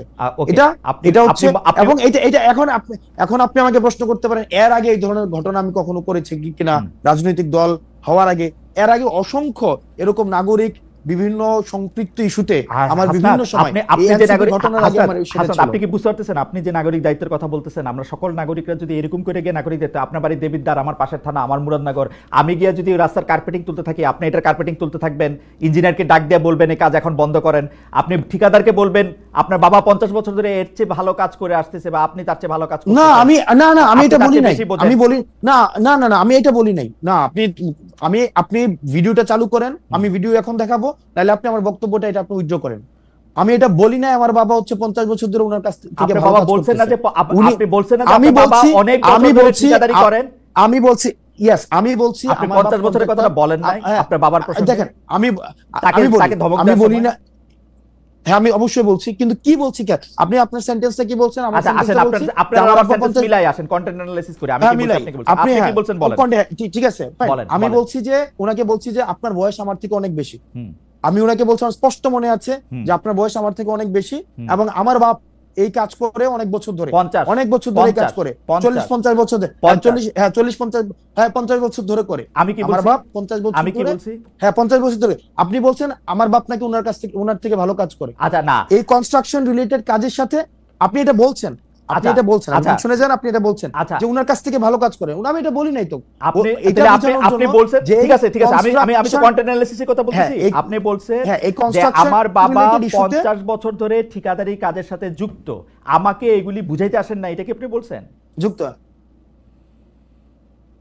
হ্যাঁ এটা আমি বলছি, কারণ এই কনস্ট্রাকশন রিলেটেড কাজগুলো এই সম্পর্কে আমার মানে একটু হইলো আইডিয়া আছে। এখন আপনি যেটা বললেন যে কার্পেট, আপনি প্রশ্নটা ওই জায়গায় করতে পারেন যে কার্পেটটা উঠাই তো, মানে কার্পেট উঠবে কেন, মানে কার্পেট উঠবে কেন, সেটা না ধরে যে কার্পেট উঠাইতে গেছে। মানে এইটা বাংলাদেশে একটা সরকার আছে যে জায়গায় ভোক্তারা, মানে ভোক্তা অধিকার আইন আছে। আমরা তো চাইতেছিলাম যে সেই সংস্থাগুলি যেগুলি হাসিনা গত 15 বছর ইনস্টিটিউশনগুলি ধ্বংস করছে হাসিনা সরকার, সেগুলি গইরা উঠুক। আপনি বলতেছেন এটা আপনার নাগরিক দায়িত্ব, আপনি হাত দিয়ে কার্পেটিং তুলে ফেলবেন এবং ইঞ্জিনিয়ারকে বলবেন কাজ বন্ধ করে দিতে। আমি না, এক্স্যাক্টলি আপনি যেটা চাইতেছেন আমি ওইটা চাইছি। আমি ভুলটা ধরাই দিছি যে আপনার যেই অর্গানাইজেশনস গুলো আছে, যেটা দায়িত্ব সেটা প্রপারলি ফাংশন করতেছে না। যদি প্রপারলি ফাংশন করতো তাহলে হাত দিয়ে কার্পেট উঠতো না, হাত দিলে কার্পেট উঠতো না। আপনি মনে হয় যে সকল নাগরিকদের তার দায়িত্ব এরকম করে পালন করা উচিত, হাত দিয়ে কার্পেট তুলে নিয়ে আসা উচিত রাস্তায়, যত জায়গায় যত খারাপ কাজ হবে বলে নাগরিক মনে করে? ভাই আপনার হাত দিয়ে কার্পেট উঠে নিয়ে আসা, আমি বলি হাসনাত, আমিও একজন নাগরিক, আপনি একজন নাগরিক, আপনার বাড়ি দেবিদ্বার, আমার বাড়ি মুরাদনগর, আপনি রাস্তার মধ্যে হাত দিয়ে কার্পেট ঢুকালে এবং আপনি বলতেছেন, আপনি বলতেছেন ফ্রাস্ট্রেটেড ভাই। কেন ফ্রাস্ট্রেটেড কেন বলেন ভাই? আপনি কার্পেট রাস্তার মধ্যে, প্রথম প্রশ্নটা আপনি এটা করেন, রাস্তার মধ্যে এমন কার্পেট যাবে কেন? না, রাস্তার মধ্যে কার্পেট যাবে কেন সেই প্রশ্ন আমি করব। রাস্তার মধ্যে, দ্বিতীয় প্রশ্নটা রাস্তার মধ্যে, আপনি কি চাইতেছেন যে রাস্তার মধ্যে কার্পেট আমি হাত দিয়ে রাস্তার উঠাবো? মধ্যে হাত দিয়ে উঠাবো কার্পেট? তাহলে কি দিয়ে উঠাবো? আপনি এই পর্যন্ত বললেন যে নাগরিকদের এই দায়িত্ব পালন করা উচিত সবার, আমারও উচিত কিনা সেটা আপনি আমারে বলেন, নাকি আপনি স্পেশাল? ভাই, আপনার একটা কাজে, আপনি যদি দেখেন একটা কাজে এই কাজটা যেভাবে করা উচিত ছিল সেভাবে কাজটা হয় নাই, সংশ্লিষ্ট কর্তৃপক্ষের কাছে অভিযোগ করব। আমার রাস্তায় হাত দিব না, কর্তৃপক্ষের কাছে আমি রাস্তায় হাত দিব না। এইটা আইনে, এইটা আইন নিজের হাতে তুলে নেওয়া। আমাদের দেশে আপনি যেটা করছেন সেটা হচ্ছে আইন নিজের হাতে তুলে নেওয়া। আমাদের দেশে শুনেন, আমাদের দেশে না, আমি আইন নিজের হাতে তুলে নেই নাই, আমি আইন নিজের হাতে তুলে নি। আমার দেশের কাজটা ঠিকভাবে হইতেছে না, সেই জিনিসটা হচ্ছে আমি দেখাইছি যে দেখেন এখানে 5টা স্তরে কাজটা ঠিকভাবে হইতেছে না, এবং সরকার এত কোটি টাকা ইনভেস্ট করার পরও আপনি এমন ভাবে কাজ করতেছেন যে কাজটা প্রপারলি, এটা কোনো ফাংশনালি হইতেছে না। যার যেটা করা দরকার ছিল সে সেটা করতেছে না, তাকে তখন ইঞ্জিনিয়ার এসে সেই কাজ বন্ধ করছে। তো তার মানে কি আমার দেশের যে প্রবলেমটা, সেই প্রবলেমটা নিয়ে আমরা কথা বলবো না? হাসনাত, আপনি দেখাবো না এই প্রবলেমটা, মানে প্রবলেমটা। হাসনাত, আপনি যে কাজটা করছেন এটার জন্য তো আমি বুঝতে পারতেছি আপনি অনেক প্রাউড। আপনি কি চান যে আমরা সবাই এইভাবে আমাদের কাজগুলি করি? না না, আমি প্রাউড না। না, মনে করেন যে আমি আজকে, আমি আবারও আমার উদাহরণ দিচ্ছি, আমি একজন সাধারণ নাগরিক, আমি এনসিপির মতো দলের বড় নেতা না, আমি যদি এখন মুরাদনগরের রাস্তাটা দেখি আমি এটা হাত দিয়ে তুলবো কিনা, আমার প্রশ্ন সরল। আপনি যদি দেখেন কাজটা ঠিকঠাক ভাবে হইতেছে কিনা, এটা কি মানে এটা আমার দেখার দায়িত্ব, অবজার্ভ করা, মানে আমি দেখবো। আপনি আচ্ছা, এটা দেখার দায়িত্ব আপনার না, কিন্তু আপনি যখন দেখছেন যে কাজটা ঠিকঠাক ভাবে হইতেছে না, বললাম আমি অভিযোগ করব, অভিযোগ করব। আমাদের দেশে, ওকে ফাইন, আমাদের দেশের ওই কালচারটা, আপনি যে কালচারটা দেখেন, আইডিয়াল কালচারটা, সেটা আমিও দেখি যে আমাদের দেশের ইনস্টিটিউশন গুলো প্রপারলি ফাংশন করুক, কিন্তু আমাদের দেশে করে নাই তো ভাই। আমরা তো দেখছি হচ্ছে রডের বদলে বাঁশ দিয়ে হচ্ছে ব্রিজ বানাইছে, রডের বদলে যে বাঁশ দিয়ে ব্রিজ বানাইছে, প্রপার অথরিটিকে যে বলছে না তো বছর ধরে প্রপার। আমি আসনাত আব্দুল্লাহ তো হচ্ছে এর আগে কার্পেট উঠাই নাই গিয়া, তাহলে কার্পেট আপনারা তো অনেক বছর ধরে প্রপার অথরিটিকে অভিযোগ দিতেছেন, তো প্রপার অথরিটিকে অভিযোগ দেওয়ার পরে তাইলেও রডের বদলে বাঁশ গেল কেন? তাইলেও হচ্ছে আপনার কার্পেটিং হাত দিলে উঠে যায় কেন? প্রশ্নটা করেন। আমার মনে হয় কেন হাসনাত, হাত দিলে উঠে যায় কেন? হাসনাত, আমি আপনাকে বলি, আপনি যেই উদাহরণ জাতির সামনে রাখতেছেন, লক্ষ লক্ষ কোটি কোটি মানুষ আপনাকে ফলো করে, এই উদাহরণটা দিলে এই যে সাধারণ একজন মানুষ আমার মতো, সেও এই কাজটা নিজের হাতে করার ব্যাপারে উৎসাহী হবে কিনা সেটা আমি আপনাকে ভাইবা দেখতে বলছি। আপনি যেটা করছেন সেটা আপনার জন্য ঠিকই আছে, আপনি তো এটাই করবেন, আপনি এটা করবেন কারণ আপনি নেতা, আপনি তো পদ দেখাবেন, আপনি নেতা, আপনি পদ দেখাবেন। এটার আরেকটা বিষয় আছে কি, এটার আরেকটা ইস্যু আছে, এটার আরেকটা বিষয় আছে। আমি আজকে কার্পেটে হাত দিয়ে উঠাইছি, যখন এর পরবর্তীতে ওই রাস্তাটা যে করবে, কন্ট্রাক্টর করবে অথবা হচ্ছে যে ইঞ্জিনিয়ার করবে, কার্পেট যেন হাত দিলে না উঠে এই বিষয়ে সে সচেতন। এবং বাংলাদেশে এরকম কাজ যদি আরো 4,500 হয়ে থাকে, 4,500 জায়গায় এরকম কার্পেট দিয়ে হাত তোলা উচিত, তাই তো ব্যাপারটা? মানে এই 4.5 একটা তো এটা তো বিচ্ছিন্ন ঘটনা না, এটা তো বিচ্ছিন্ন ঘটনা না, এই মুহূর্তে তো অনেকগুলি জায়গায় এরকম কার্পেটিং আছে, সেগুলি মানুষ হাত দিয়ে তুলবে কিনা? আমার একটা কার্পেটিং উঠানোতে যদি বাংলাদেশের লক্ষ লক্ষ মানুষ কার্পেট উঠাইতে শুরু করে, আমার একটা কার্পেট উঠানোর এই এক্সাম্পলটা লক্ষ লক্ষ মানুষ যেন কার্পেট উঠাইতে না হয়, সেটার জন্য প্রশাসন প্রয়োজনীয় ব্যবস্থা। আচ্ছা ঠিক আছে, এটা আপনার ব্যাখ্যা। আপনি এই কাজটা কি, মানে এই কাজটা যে খারাপ হয়েছে সেটা কি আপনি এমনি জানলেন না কেউ আপনাকে তদবির করে এটা জানাইছে? মানে আপনাকে কেউ জানাইছে? এটা আমার সাংবাদিক জানাইছে। এটা আপনাকে সাংবাদিক জানাইছে। আপনার কাছে কি এটা তদবির হিসেবে আসছে, নাকি আপনি আপনার নির্বাচনী এলাকা যেখান থেকে আপনি নির্বাচনী করবেন বলে শোনা যায়, বা আপনার নিজের গ্রামের বাড়ি, দানাবাড়ি, দাদাবাড়ি, সেখানে যাচ্ছিলেন তারপর সেটা করছেন? না, এটা হচ্ছে যে আপনার আমাকে এলাকা থেকেও অনেকবার বলা হয়েছে এর আগেই। আমি নরমালি হচ্ছে খুব কম আমার এলাকায় যাওয়ার সুযোগ হয়, তো সেক্ষেত্রে একদিন আমাদের রেজিস্ট্রেশনের পরের দিন আমার হচ্ছে এক সাংবাদিক দেখাইলো যে এই রাস্তা না, আরো অনেকগুলো রাস্তা হচ্ছে এই ধরনের নিম্নমানের কাজ হচ্ছে, এবং দেখা যাচ্ছে যে এই ধরনের কোনো ব্যবস্থা নেওয়া হচ্ছে না। এলাকার মানুষও খুব ক্ষুব্ধ, এবং হচ্ছে এই বিষয়ে যেন প্রয়োজনীয় ব্যবস্থা আমরা সবাই মিলে নেই। সেই জন্য আমি জাস্ট গিয়েছিলাম সেখানে, এবং দেখলাম তো এই দুরূহ অবস্থা। কিন্তু আমি আবার নিজের প্রতি সরি ফিল করতেছি আসলে, যে আমার উচিত হয় না, আমার মাপ চাওয়া উচিত, একটা গণমাফ কর্মসূচি হয়তো একটা পালন করা উচিত আমার। মানে এটা কেন বললেন? আমাকে খোঁচা দিলেন? না খুঁজতে দেই না, আমি গণমাফ কর্মসূচি আমি বুঝি না, আমার হঠাৎ করে রিয়েলাইজ হয়েছে, কারণ সবাই সারা দেশের সবাই এখন সারা দেশের সবাই যদি এখন সারা দেশের সবাই যদি কার্পেট উঠানো শুরু করে তাহলে তো আসলে আমার তো তাই, আপনি তো সেই আহ্বানই জানাইতেছেন, আমার কাছে মনে হলো আপনি তো নেতা, আপনি যেটা করবেন মানুষ তো তাই করবে। এই যে এখানে আমাকে মানুষ, এই যে এখানে আপনার অনুসারীরা আমাকে মেসেজ করতেছেন, রাস্তা কি খালি চোখ দিয়ে বোঝা যায়? হাত দিয়ে উঠাইলেই রাস্তা বোঝা যায় রাস্তা খারাপ। দিস ইজ দ্য ওয়ে, আপনি this is the way you are, আপনারা পথ দেখাইতেছেন, এটা হচ্ছে আমাদের আলোর পথ। হাইবার আমি পরবর্তী প্রসঙ্গে আসি, আপনার আহ্বান আপনি জানাইছেন, আপনার মেসেজ আপনি দিচ্ছেন, লোকের লোকেরটা বুঝছে। খালিদ ভাই আমরা ডিসকাশনটা এমন জায়গায় পুট করতেছি, আপনি রাস্তাটা কেন হাত দিলে উঠে যায় আমরা সেই জায়গায় ডিসকাশনটা নিতেছি না, বরং সে কেন চোর ধরাই দিল, কেন ধরাই দিল, এটা হচ্ছে তার প্রবলেম। না আমার কথা হইলো, চোর যদি বাংলাদেশে পুলিশ ছাড়া কম্পিটিটিভ অথরিটিটা যেই ধরুক, আমি সেই ব্যাপারে আপত্তি জানাবো। আপনার স্কুল আলাদা, আপনি বলবেন চোর আপনারই ধরে দেওয়া উচিত, এই হচ্ছে পার্থক্য। আপনি চোর ধরতে চাইলে আপনি বিসিএস দেন, ভাই আপনি অনেক মেধাবী মানুষ, আপনি বিসিবি দেন, পুলিশের চোর ধরে, বিচারক হয় বিচার করে। ওকে ফাইন, তাহলে আমরা ডিসকাশনটা আরেক জায়গায় নেই। না ডিসকাশন আমার নেওয়ার দরকার নেই, আমি বললাম তো প্রসঙ্গে নিতে হবে। না ভাই নিতে হবে, কারণ আমাদের দেশের আপনি যে পুলিশকে আপনি বলতেছেন কমপ্লিটলি ফেল করছে ভাই ইনস্টিটিউশনটা, এটা সিলেক্টিভ। যেমন পুলিশে এটা তো বাস্তবতা, রাজনৈতিক, অন্য কেউ কল দিলে কাজ হয় না, এখন হাসনাত আব্দুল্লাহ কল দিলে কাজ হয়। হাসনাত আব্দুল্লাহ কল দিলে কেন কাজ হবে? কারণ আপনাদের দলের লোক কেন না কেন সিলেক্টিভ হলো এটা?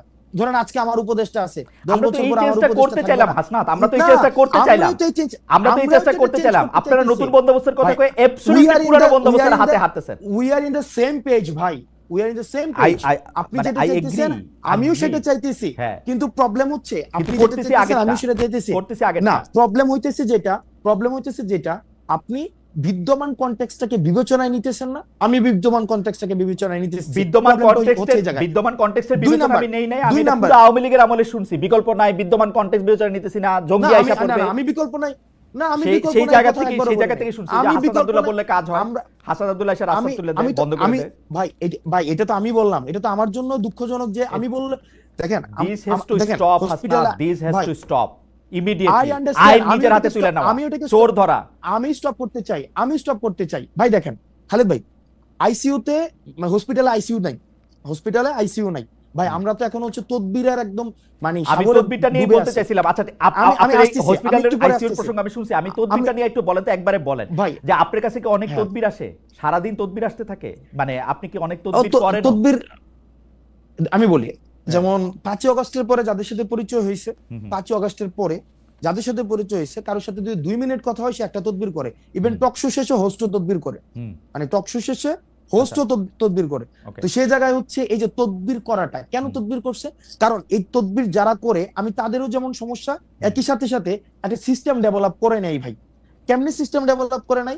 দেখা যাচ্ছে যে রোগী যখন হসপিটালে যায় আইসিইউ নাই, তাকে বলা হয় আইসিইউ নাই, তার আইসিইউ লাগবে, আইসিইউ নাই। কিন্তু রাজনৈতিক যেই দলগুলো রয়েছে আমি এখন এসে দেখতেছি তারা ফোন দিলে কিন্তু ঠিকই কাজ হয়। আপনি আজকে দেখেন রাস্তাতে তো দেবিদ্বারে 4 লক্ষ মানুষ আছে, 4 লক্ষ মানুষ থাকা সত্ত্বেও সেখানে হচ্ছে রাস্তায় এই ধরনের কাজ করার মানে সেই সাহসটা পাইছে। আমরা এটার পরিবর্তনটা ভাই চাইছি, হ্যাঁ কিন্তু আনফরচুনেটলি তো সেটা ভাই আনফরচুনেটলি সেটা তো ওভারনাইট হচ্ছে না, এবং আমরা অনেক জায়গায় আশাহত হয়েছি। আমরা বারবার করে এই সিস্টেম ডেভেলপ, দেখেন আপনি যে বললেন চোর পুলিশ ধরে দিবে, পুলিশ সংস্কার কমিশনে দেখেন, আজকে আপনি প্রশাসন সংস্কার কমিশন দেখেন, আজকে আপনি এনবিআরও আজকে আন্দোলন চলতেছে, সংস্কার কমিশন দেখেন। আমাদের মনস্তাত্ত্বিক ভাবে এটার একটা হচ্ছে মানে আমার মনে হয় যে জাতিগত একটা পিউরিফিকেশন প্রয়োজন, একদম সবাইকে একসাথে পিউরিফাই করা প্রয়োজন। আদারওয়াইজ আমরা আসলে যেভাবেই বলি না কেন এটা সংস্কারটা এখন আস্তে আস্তে এটা চ্যালেঞ্জিং হয়ে দাঁড়াইতেছে। ভাই আপনি মনে হয় হচ্ছে আমি পরবর্তী সেটা ঠিক আছে, আমি আপনার ব্যাপারটা বুঝতে পারতেছি। আমারও মনে হয় হাসনাত আমি আর আপনি একদমই সেম পেজে, কিন্তু আপনার যে যুক্তি সেই যুক্তি তো আপনারই যুক্তি, বহুবার আপনার সঙ্গে আমারও কথা হয়েছে এখানে। সেইটার ক্ষেত্রে তো আমি আর আলাদা করে আপনাকে আর কনভিন্স করতে পারবো না। কিন্তু আমার কাছে মনে হয়েছে আইন নিজের হাতে তুলে নেওয়ার যে চর্চা গত 15 বছর ধরে ইনস্টিটিউশনগুলি ধ্বংস করার জন্য ছিল, সেই একই চর্চা, একই ফাঁদে, একই রাস্তায় আমরা যেন না হাঁটি, এটা হচ্ছে আমার প্রস্তাব। আপনার এটা নিয়ে কোনো মন্তব্য করার দরকার নেই, আপনার যুক্তি আমি জানি। আমি এটাকে শতভাগ মানি, একই সাথে আমি এটাও চাই কোন রাজনীতিবিদ যেন কোনো রাজনীতিবিদ যেন তদবির করতে না হয়, কোনো রাজনীতিবিদদের যেন যাওয়া না লাগে, কোনো রাজনীতিবিদদের ফোনে যেন কোনো ফাইল না ছুটে। আর ঠিক আছে, এটা যেন অটোমেটিক একটা প্রসেসে দাঁড়ায়, এটা যেন একটা অটোমেটিক প্রসেস হয়। ঠিক আছে, আমাদের আমাদের গবেষক, আমি আসলে চট করে এমনিতে সময় শেষ হয়ে যাচ্ছে এবং মানে কিছুটা সময় আপনার থেকে একটু বাড়তি নিতে চাই। আমাদের গবেষক দল একটি ছোট কোট পাঠিয়েছে আপনাকে এটি পড়ে শোনানোর জন্য। সেটি হচ্ছে যে এর আগের প্রসঙ্গে, ওই হেফাজত ইসলামের জনসভায় যাওয়া প্রসঙ্গে, সেটা হচ্ছে এনসিপির সিনিয়র যুগ্ম আহ্বায়ক আরিফুল ইসলাম আদিব বলেছিলেন, হেফাজত ইসলামের সমাবেশে দল হিসেবে এনসিপিকে আহ্বান করা হয়নি, অভ্যুত্থান পরবর্তী নেতা হিসেবে ব্যক্তিগত জায়গা থেকে হাসনাত আব্দুল্লাহ এই সমাবেশে অংশ নিয়েছেন। তিনি আরও বলেছিলেন যে ওই সমাবেশে অংশগ্রহণ করবে কিনা এটা এনসিপি জানতো কিনা, এই প্রশ্নের জবাবে তিনি বলছেন, কোট, যাবে এটা জানতাম, যাওয়ার বিষয়ে আমরা নেতিবাচক ছিলাম না। হাওয়েভার, এটা হচ্ছে তার মন্তব্য। আমরা পরবর্তী প্রসঙ্গে যাই। এনসিপি হিসাবে দাওয়াত করা হয়নি সেটি তিনি বলেছেন জনাব আদিব। আমরা পরবর্তী প্রসঙ্গে যাই। আমরা যা দেখেছি যে সাবেক রাষ্ট্রপতি জনাব আব্দুল হামিদের থাইল্যান্ড যাওয়ার বিষয়টির প্রতিবাদে আপনার নেতৃত্বে যমুনা ও শাহবাগের আন্দোলনের মুখে সরকার আওয়ামী লীগের কার্যক্রম নিষিদ্ধ করে, কিন্তু হামিদ সাহেবের দেশত্যাগ যে শুধু চিকিৎসার জন্য ছিল, সরকারের অনুমোদনের ভিত্তিতেই সেটা ফিরে এসে তিনি প্রমাণ করেছেন। আমাদের অনুষ্ঠানে বা অন্যান্য জায়গায়, আমাদের অনুষ্ঠানে এক বিএনপি নেতা জয়নুল আবদিন ফারুক, তিনি সরকারের দিকে আঙুল তুলে বলেছেন হামিদ ইস্যুতে সরকার এনসিপিকে দিয়ে নাটক মঞ্চস্থ করিয়েছিল আওয়ামী লীগের কার্যক্রম নিষিদ্ধ করার জন্য। আপনি সেই নাটকের কেন্দ্রীয় চরিত্রে অভিনয় করেছিলেন কিনা সেটি হচ্ছে প্রশ্ন। বিএনপি নেতার অভিযোগ নিয়ে কি বলবেন, যে সেটি আসলে নাটক ছিল কিনা, সরকার এনসিপিকে দিয়ে নাটক করিয়েছিল কিনা? না, সরকার এনসিপি দিয়ে নাটক করেনি। সরকারের হচ্ছে এখানে একটা ব্যর্থতার পরিচয়, যে এতদিন পরেও, একটা দীর্ঘদিন আমরা বারবার করে বলে আসছিলাম যে আওয়ামী লীগের বিষয়টা সিদ্ধান্তে আসতে, কারণ আওয়ামী লীগের এই বিষয়টাকে সিদ্ধান্ত নিয়ে আসলে আমরা দেখতে পাচ্ছিলাম যে সংকট আসলে ঘনীভূত হচ্ছে, কোনো সিদ্ধান্তে আসা যাচ্ছে না। সেই জায়গা থেকে বারবার বলা সত্ত্বেও আমরা দেখছিলাম যে আওয়ামী লীগের বিষয়ে কোনো সিদ্ধান্ত না এসে ক্ষেত্র বিশেষে বিভিন্ন জায়গায় ফেসিলিটেট করা হচ্ছে, এবং সেটার অংশ হিসেবে আমাদের কাছে ওই যে সাবেক রাষ্ট্রপতিকে থাইল্যান্ড পাঠানোর বিষয়, সেক্ষেত্রে সরকার থেকে আমাদের কাছে মনে হয়েছে সেটাতে সরকার জড়িত। এবং এনসিপি, আপনি যে বলছেন যে এনসিপি দিয়ে নাটক মঞ্চস্থ হয়েছে, বিষয়টা এমন না। আমি বৈষম্য বিরোধী ছাত্র আন্দোলনের আহ্বায়ক ছিলাম, এবং এই গণঅভ্যুত্থানে আমরা সামনে থেকে যারা নেতৃত্ব দিয়েছে তাদের মধ্যে আমি একজন ছিলাম।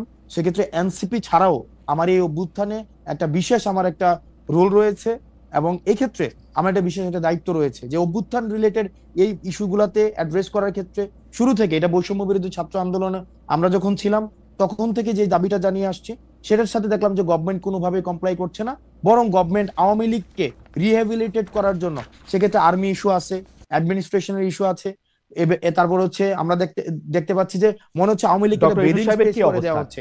প্রায় আমরা এই কথাও শুনি যে ডিজিএফআইও, মানে ওই দিন আমি একটা অনুষ্ঠানে দেখতেছিলাম, আপনাদের একজন নেতা বলতেছিলেন যে আমরা যে এত কষ্ট করে দল গঠন করার জন্য দিনরাত পরিশ্রম করছি, তখন হচ্ছে নির্বাচন কমিশনে ওই মানে নিবন্ধনের জন্য আপনারা কাজ করছিলেন খাটাখাটি। সে সময় একটা ডিজিএফআই যদি আমাদের সঙ্গে থাকতো তাহলে তো আমাদের এত, বা ডিজিএফআই যদি আমাদেরকে চাইতে হতো।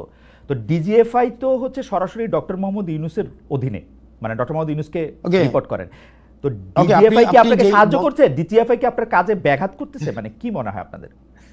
ওকে, এই ঘটনাটা যে বলেছে এটা হিস্টোরিক্যাল জায়গা থেকে, কারণ আমাদের দেশে যে যেমন আমাদের 150টা দল গঠন করা হয়েছে, আপনার পার্টি মনে রেজিস্ট্রেশন করছে। তো আমাদের দেশে ডিজিএফআই দিয়ে দল করা বা ডিজিএফআই নিজে দল করে দেওয়া, স্বপ্রণোদিত হয়ে, এবং রাজনৈতিক বিষয়ে ডিজিএফআই এর যেই আপনার হস্তক্ষেপ করা, এগুলো নতুন কিছুই না। এবং মানে উনি যেটা বলেছেন যে অতীতে রাজনৈতিক দলগুলো, অনেক রাজনৈতিক দল ডিজিএফআই দিয়ে হয়েছে, যদি আমরাও ডিজিএফআই দিয়ে দল হইতো তাইলে কাজটা অনেক সহজ হয়ে যেত, কিন্তু আমরা তো ডিজিএফআই এর দল না, বরং আমরা অর্গানিক ভাবে আমরা গ্রো করছি, সেক্ষেত্রে হয়তো সময় লাগছে। এই জিনিসটা বুঝাইতে হচ্ছে। ডিজিএফআই কি আপনাদের কাজে ব্যাঘাত সৃষ্টি করতেছে কিনা, মানে আপনাদের এগেইনস্টে কিনা? দেখেন, ডিজিএফআই এগেইনস্টে কিনা, আমাদের মানে পার্টিকুলার এনসিপির এগেইনস্টে কিনা এই ধরনের আমি কোনো ধরনের মন্তব্য করতে চাই না, কিন্তু বরং ডিজিএফআই বা রাষ্ট্রীয় আইন শৃঙ্খলা বাহিনী অনেক ক্ষেত্রে যেটি হয়েছে যে মিডিয়াকে নিয়ন্ত্রণ করা, তারপরে হচ্ছে রাজনীতিতে হস্তক্ষেপ করা, যেটা তাদের কাজের মধ্যে অংশ না, সেই জায়গাগুলো তারা এখনো পর্যন্ত অব্যাহত রেখেছে, যেটি পূর্বে সময় অব্যাহত ছিল। ডক্টর ইউনূসের ডিজিএফআইও শেখ হাসিনার ডিজিএফআই এর মতোই আচরণ করতেছে। ডেফিনেটলি ওকে, মিডিয়া হস্তক্ষেপ করা হচ্ছে, নিউজ করানো হচ্ছে, এবং দেখা যাচ্ছে ডিজিএফ এর পত্রিকায় নিউজ করছে, কিছুক্ষণ পরে নামিয়ে তারপরে হচ্ছে আবার মেসেজ দিচ্ছে যে এটা হচ্ছে অনেস্ট মিস্টেক এবং এই ধরনের পুনরাবৃত্তি হবে না। এবং রাজনৈতিক বিভিন্ন ব্যক্তির সাথে আলোচনা করা, রাজনৈতিক বিভিন্ন ব্যক্তিকে নেগোসিয়েশনের প্রস্তাব দেওয়া, সিট নেগোসিয়েশনের প্রস্তাব দেওয়া, এই কাজগুলো তো এখন অব্যাহত এগুলি রয়েছে, কেন এখনো করতেছেন রয়েছে। এগুলি কেন করতেছেন ডক্টর মোহাম্মদ ইউনূস? ডক্টর মোহাম্মদ ইউনূসের আমার কাছে মনে হচ্ছে যে, আমি ব্যক্তিগতভাবে এগুলো ডক্টর মোহাম্মদ ইউনূসের হচ্ছে অফকোর্স কমপ্লিট ফেইলিওর, এটা ফেইলিওর, এবং ইনস্টিটিউশন গুলো যে এখনো পর্যন্ত উনার খুব কবজায় নাই ডিজিএফআই, উনার খুব কবজায় নাই ডিজিএফআই। দেখেন, আপনি আমার মুখ থেকে আমি বলি, আপনি যেই জায়গায় আমাকে হচ্ছে নিতে যাচ্ছেন, আমি এই জায়গায় বলবো যে ডক্টর মোহাম্মদ ইউনূস যেভাবে পারফর্ম করা উচিত ছিল, ইনস্টিটিউশন গুলা যেভাবে হচ্ছে সংস্কার করা প্রয়োজন ছিল, উনার যতটা স্ট্রং হওয়া উচিত ছিল, আনফরচুনেটলি উনি সেটা হতে পারেননি এখনো পর্যন্ত। না, আমি আপনাকে কোনো জায়গায় নিতে চাইতেছি না, আমি বুঝতে চাইতেছি যে ধরেন যে ডিজিএফআই যখন রাজনৈতিক দলের পক্ষে বা বিপক্ষে কাজ করে বা রাজনৈতিকভাবে ব্যবহার করা হয়, আপনি তো জানেন খুব ভালো করে, আপনি খুবই মেধাবী তরুণ, যে গত 15 বছরে শেখ হাসিনা ডিজিএফআইকে একদম তার নিজের কারণে, মানে আমি কি আর বলবো, মানে ছোট বড় সকল কারণে ডিজিএফআইকে তিনি আসলে ব্যবহার করেছেন। না এবং আমাদের যেমন ছোট আমাদেরকে সরকার প্রধানের সরাসরি নিয়ন্ত্রণ এবং কর্তৃত্বে যেহেতু ডিজিএফআই থাকে, সেহেতু আপনারা এটা বুঝতে পারেন কিনা যে ডিজিএফআই যা কিছু করে সেটা আসলে ডক্টর মোহাম্মদ ইউনূসই করেন? মানে ডিজিএফআই আমরা এটাই বুঝতে পারি যে সব ক্ষেত্রে আমরা এটা বুঝতে পারি, আমি ব্যক্তিগতভাবে এটা বুঝতে পারি, যেহেতু আমি ডিজিএফআই এর সার্ভিলিয়েন্সে দীর্ঘদিন ছিলাম এই অভ্যুত্থানকালীন সময়টাতে, তো সেক্ষেত্রে এটা বুঝতে পারি ডিজিএফআই এর স্টিল মানে যে সংস্কারের প্রয়োজন ছিল, এবং অতীতের তাদের যেই অনেকগুলো কাজ ছিল, যে কাজগুলো জাতির জন্য একটা দীর্ঘমেয়াদী একটা নেতিবাচক একটা প্রভাব রেখে গিয়েছে, সেটির সংস্কারের জন্য সরকারের যে ধরনের পদক্ষেপ নেওয়া প্রয়োজন ছিল, সরকার এখনো পর্যন্ত সেই ধরনের পদক্ষেপ নেয়নি।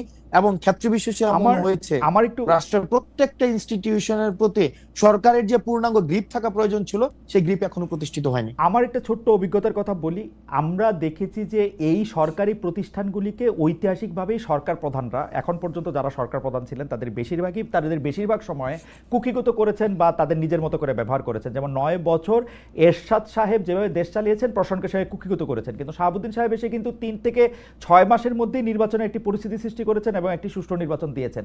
প্রশাসনের লোকরা কিন্তু সেই নির্বাচনকে প্রভাবিত করতে পারে নাই। একইভাবে 96 সালেও কিন্তু প্রশাসনের লোককে প্রভাবিত করা যায় নাই, 2001-এ যায় নাই, তারপরে তো যায় নাই। সেইটার ক্ষেত্রে এই সরকারের ক্ষেত্রে প্রশাসনকে এখনো গ্রিপে আনা কেন সম্ভব হচ্ছে না বলে আপনি মনে করেন? আসলে বারবার আমরা এটা শুনছি যে প্রশাসনে আওয়ামী লীগের লোক বসাই গেছে, পারতেছে না। 3 মাসে তো অন্যরা তো 3 মাসের মধ্যে পারতো। এই ক্ষেত্রে প্রশাসনের সদিচ্ছা না, 3 মাসে যদি অন্যরা পারতো, তাহলে 96 যে ফেব্রুয়ারি যে ইলেকশন হয়েছে, ইলেকশন হচ্ছে টেম্পারিং হইতো না, এবং পরে আমাদের অন্য সময় কেমনে রাখতে পারেন, এটা 3 মাস ছিল প্রশাসন। এবং একই প্রশ্নে মানে প্রশাসন, দেখেন প্রশাসন বিভিন্ন সময় শুধুমাত্র যে প্রশাসনের এই দ্বিচারিতামূলক আচরণ শুধুমাত্র আপনি আজকেই দেখছেন বিষয়টা তেমন না। প্রশাসনের দ্বিচারিতামূলক আচরণ আমি প্রশাসনকে দেখেছি। প্রশাসনের হেড যদি চোর না হয়, শেখ হাসিনাকে আমরা বলেছিলাম যে আপনি শুধু চেয়ারটা থেকে নেমে ইলেকশন দেন, আপনার সব পুলিশরা থাকুক। ওইটা দিতে উনি সাহস করে নাই, কারণ উনি জানতেন তারপর উনি হেঁটে যাবেন, চেয়ার থেকে নেমে গেলে উনি হেঁটে যাবেন। প্রশাসনের দ্বিচারিতামূলক আচরণ দেখেন, আপনি সংস্কার প্রস্তাবনা সেখানে দেওয়া হয়েছে, আপনি দেখেছেন যে সচিবালয়ে কি ধরনের অস্থিতিশীল পরিস্থিতি তৈরি করে রাখা হয়েছে। আজকে এনবিআরও যদি দেখেন, একটা সংস্কার প্রস্তাবনা দেওয়া হয়েছে, সেখানে হচ্ছে একটা অস্থিতিশীল পরিবেশ তৈরি করে রাখা হয়েছে। আমি কিন্তু আগে অ্যাকনোলেজ করে নিয়েছি যে ডক্টর মোহাম্মদ ইউনূস যেই আপনি প্রশাসনের হেড অবস্থায় যে ধরনের ওনার সব জায়গায় গ্রিপ থাকার প্রয়োজন ছিল, বা সহযোগিতা ডাউনওয়ার্ডস যে একটা ওনাকে হেল্প করার প্রয়োজন ছিল, বা প্রশাসনের যে মনস্তত্ব যে আমরা সরকারকে হেল্প করব বা একটা ইনস্টিটিউশন গুলাকে স্ট্রেংথেন করার ক্ষেত্রে আমরা হেল্প করব, সেক্ষেত্রে আমরা সব জায়গায় এই ডট গুলোর একটা ডিসকানেকশন আমরা দেখতে পাচ্ছি। আমি সেখানে শুধুমাত্র ডক্টর মোহাম্মদ ইউনূস, শুধুমাত্র প্রশাসন, এখানে একটা মিউচুয়ালি একটা ডিসকানেক্টেড আমাদের কাছে মনে হচ্ছে। আমার কাছে মনে হয় যে আমি আমার অভিজ্ঞতায় দেখেছি যে সরকার চেঞ্জ হলেই প্রশাসকরা রং পাল্টান, প্রশাসনের কর্মকর্তারা হয় তখন আড়ালে চলে যান বা ভূত থাকেন। প্রশাসনের কর্মকর্তারা কোনো আদর্শের রাজনীতি কখনো করেন না, এবং আওয়ামী লীগ বা বিএনপি কেউ আদর্শের দল হিসাবে তাদেরকে সামনে রেখে এটি করেছেন, তারা কেউ করেন নাই। যেই তারা চেয়ার থেকে সরে যান তারা কিন্তু তাদের দলের লোক হয়ে পড়েন, একদম অ্যাবসলিউটলি। ডক্টর মোহাম্মদ ইউনূস প্রশাসনকে পূর্ণাঙ্গ রূপে উনি পরিচালনা করতে এখনো পর্যন্ত পরিচালিত করতে পারেনি। সেটি আমার কাছে মনে হয় যে উনি এসে বিচার করার প্রয়োজন ছিল, এবং প্রশাসনে যারা দীর্ঘ একটা সময়ে এই ধরনের আওয়ামী লীগের অন্যায্যতা, আওয়ামী লীগের হচ্ছে যত ধরনের অপরাধকে পৃষ্ঠপোষকতা দিয়েছিল, তাদের দৃষ্টান্তমূলক শাস্তি নিশ্চিত ছিল, তাহলে সেটির ক্ষেত্রে অনেকটাই সহজ হতো পূর্ণাঙ্গ হচ্ছে আমাদের সংস্কার কার্যক্রমকে আপনার হচ্ছে সহজ করা। সেক্ষেত্রে আমরা দেখেছি যে উনি অনেকটাই মানে উনি যেভাবে আমি বুঝতে পেরেছি, কিন্তু আমার থিসিসটা একটু মনে রাখেন। আপনাদের যারা সমর্থক আছেন তারাও প্রচুর পরিমাণে যে হাসিনা তাদের লোক বসিয়ে গেছিল প্রশাসনে, আমি বলতেছি দায়িত্ব নিয়ে হাসিনার বসানো লোকগুলি প্রশাসনে এখন খুবই দুর্বল, কোনটাসা দেশ ছেড়ে পালাইছে, এবং যারা আছে তাদেরও কোনো রকম কোনো সাহস নাই। সুতরাং এই জুজুর ভয় আর দেখানো যাবে না, পাওয়াও যাবে না। আমি পরবর্তী প্রসঙ্গে আসি। নাই, একজনও নাই। আমি খোঁজ নিয়ে বলতেছি, জেনে বলতেছি, হাসিনার লোক একজনও নাই প্রশাসনে। এখনো আছে ভাই। আচ্ছা, মানে এখনো আছে। ঠিক আছে, আপনাদের এই থাকাটা সরকারের ব্যর্থতা অবশ্য। আমি একটা কথায় আসি যে জুলাই ঘোষণাপত্র, জুলাই সনদ কিছুই এখনো হয়নি। আপনারা নিজেরাই যখন জুলাই ঘোষণাপত্র প্রকাশের উদ্যোগ নিয়েছিলেন, সরকার তখন আপনাদের থামিয়ে দায়িত্বটি দেয়। সর্বশেষে আইন উপদেষ্টা বলেছিলেন যে 30 কর্মদিবসের মধ্যে ঘোষণাপত্র চূড়ান্ত হবে। আপনারা কি জানেন যে এটা আসলে এখন কোন অবস্থায় আছে? আমাদের আজকে হচ্ছে 30 কর্মদিবসের শেষ দিন। আজকেই আমরা হচ্ছে 31শে ডিসেম্বর যখন করতে যাই, তখনও সরকার আমাদেরকে বলেছেন যে ঐকমত্যের ভিত্তিতে হবে, এবং পরবর্তীতে আমরা যখন আন্দোলন করি তখন আমাদেরকে বলা হয়েছে 30 কর্মদিবসের মধ্যে হবে। আজকে পর্যন্ত সেটি হয়নি, এবং এটি একটি মানে সরকার হচ্ছে এইভাবে কমিটমেন্ট দিয়ে কমিটমেন্ট ব্রেক করা, এটা সরকার তো একটা ইনস্টিটিউশন থেকে এই ধরনের আচরণ অপ্রত্যাশিত, এবং এটি নিয়ে আমাদের পরবর্তী কার্যক্রম সেটা হচ্ছে আমরা আজকেই আপনার মিটিং শেষে আমরা আলোচনা করে তারপরে হচ্ছে আমরা সিদ্ধান্ত নেব। জনাব মোহাম্মদ মোস্তফা আমাদের একজন দর্শক, তিনি বলছেন যেটাকে হাসনাত আব্দুল্লাহ নাগরিক দায়িত্ব বলছেন, সেটাকে সাংবাদিক সাহেব আইন নিজের হাতে তুলে নিয়েছে বলছেন। আমি সাংবাদিককে বলতে চাই, হাসনাত আব্দুল্লাহ যা করেছে সত্যি কি সেটা আইন নিজের হাতে তুলে নেওয়া বলে? আমার মতে বলে। এখন আপনারা অনেকেই বলতেছেন বলে না, তাহলে আর কি আর করা যাবে? ফাইন, আমি পরবর্তী প্রসঙ্গে আসি। 5 আগস্টকে জুলাই গণ অভ্যুত্থান দিবস ঘোষণা করেছে অন্তর্বর্তী সরকার, আর অন্তর্বর্তী সরকার গঠনের দিন 8 আগস্টকে নতুন বাংলাদেশ দিবস হিসেবে গ্রহণ করেছে। এটা আজকের ঘটনা। 16 জুলাইকে শহীদ আবু সাইদ দিবস ঘোষণা করা হয়েছে। আপনি 8 আগস্টকে এই সরকারের নতুন বাংলাদেশ ঘোষণা হিসেবে মানতে নারাজ। 5 আগস্টকে নতুন বাংলাদেশ দিবস করার দাবি করেছেন আপনি ফেসবুকে। সাদিকুর রহমান খান সাহেবের ফেসবুক পোস্ট শেয়ার করেছেন, যেখানে 8 আগস্ট জুলাই বিপ্লবদের পরাজয় দিবস বলেছেন তিনি। এই সরকারের প্রতি আপনার এত হতাশা কেন, যদি একটু বলতেন, বা এই 3টা বিষয় নিয়ে একটু কথা বলতেন। কারণ দেখেন, এই সরকার হচ্ছে যে পরিমাণ মানুষের ম্যান্ডেট নিয়ে এসেছিল, এবং এই সরকারের কিছু স্পেসিফিক টাস্ক ছিল। এই সরকার মানে রেভলিউশনারি হওয়া উচিত ছিল, প্রোঅ্যাক্টিভ হওয়া উচিত ছিল। সেই জায়গায় দেখলাম এই সরকারটা একটা ব্যুরোক্রেটিক ধাঁচের হয়েছে, এবং আমার কাছে অনেক ক্ষেত্রে মনে হয়েছে প্রায়োরিটি সেট করার ক্ষেত্রে এই সরকার অনেক বেশি ভুল করেছে। এই সরকারের প্রথম এবং প্রধান প্রায়োরিটি হওয়া উচিত ছিল, যেমন কিছুদিন পরে অগাস্ট এসে যাচ্ছে, কিন্তু এখনো পর্যন্ত আমরা যদি দেখি আহতদের এখনো পর্যন্ত সুচিকিৎসা নিশ্চিত করা যায় নাই। স্বাস্থ্য মন্ত্রণালয় এমন একজন উপদেষ্টা উনি আসছেন প্রপারলি ডিসফাংশনাল, এখনো পর্যন্ত উনাকে সাপোর্ট দেওয়ার জন্য আবার একজন সাব অ্যাডভাইজার নিয়ে আসা হয়েছে, যেটা ছিল নিষ্প্রয়োজন। এখানে হচ্ছে আমরা ফিল করছি, আমি ব্যক্তিগতভাবে ফিল করছি, আমার দলীয় কোনো বক্তব্য না, আমি ব্যক্তিগতভাবে ফিল করছি যে যাদেরকে অ্যাডভাইজার হিসেবে নিয়োগ দেওয়া হয়েছিল সবাইকে না, কিছু অ্যাডভাইজারকে সিলেক্ট করা ভুল হয়েছে, এবং এখনো পর্যন্ত তারা প্রপারলি ফাংশন করতে পারে নাই। কিছু অ্যাডভাইজার রয়েছে যাদেরকে যে বেতন দেওয়া হচ্ছে, ওনাদের আসলে কি কাজের জন্য বেতন দেওয়া হচ্ছে, কাজের ক্ষেত্রে কতটা উনি ইম্প্যাক্টফুল ভূমিকা রাখতে পারছে, সেটা এখনো পর্যন্ত হচ্ছে যথাযথভাবে অ্যাডভাইজারদের প্রসঙ্গে যে কথা বলছেন, জি বলেন। আমি এবং ইনস্টিটিউশনগুলা, রাষ্ট্রের যে ইনস্টিটিউশনগুলা, এগুলোর সংস্কার হওয়া প্রয়োজন ছিল। যে ইনস্টিটিউশনগুলো সংস্কার হইলে আর হাসনাত আব্দুল্লাহকে গিয়ে হচ্ছে রাস্তা থেকে হচ্ছে ওই আপনার পিচ উঠাইতে হইতো না। ওই ইনস্টিটিউশনগুলো সংস্কার হওয়া উচিত ছিল, পুলিশ সংস্কার হওয়া উচিত ছিল, আপনার হচ্ছে জুডিশিয়ারি সংস্কার হওয়া উচিত ছিল। হ্যাঁ, জুডিশিয়ারির অনেক কাজ আগাইছে, আমরা এটা আপনি আরো অনেক বেশি ভালো বলতে পারবেন টেকনিক্যাল জায়গা থেকে, জুডিশিয়ারি নিয়ে ইতিবাচক, কিন্তু অন্যান্য যে অর্গানস গুলো রয়েছে রাষ্ট্রে কমপ্লিট ফেল করেছে। বিশেষ করে আমাদের ডিফেন্সিভ মেকানিজম, আমাদের যেই আইন শৃঙ্খলা রক্ষাকারী বাহিনী যারা রয়েছে, এখনো পর্যন্ত কোনো সংস্কার হয় নাই, যেটা আমাদের জন্য দীর্ঘমেয়াদী, আমাদের জন্য একটা আমাদের যে প্রত্যাশা ছিল, এই প্রত্যাশাটা আমরা সেখানে হতাশ হয়েছি।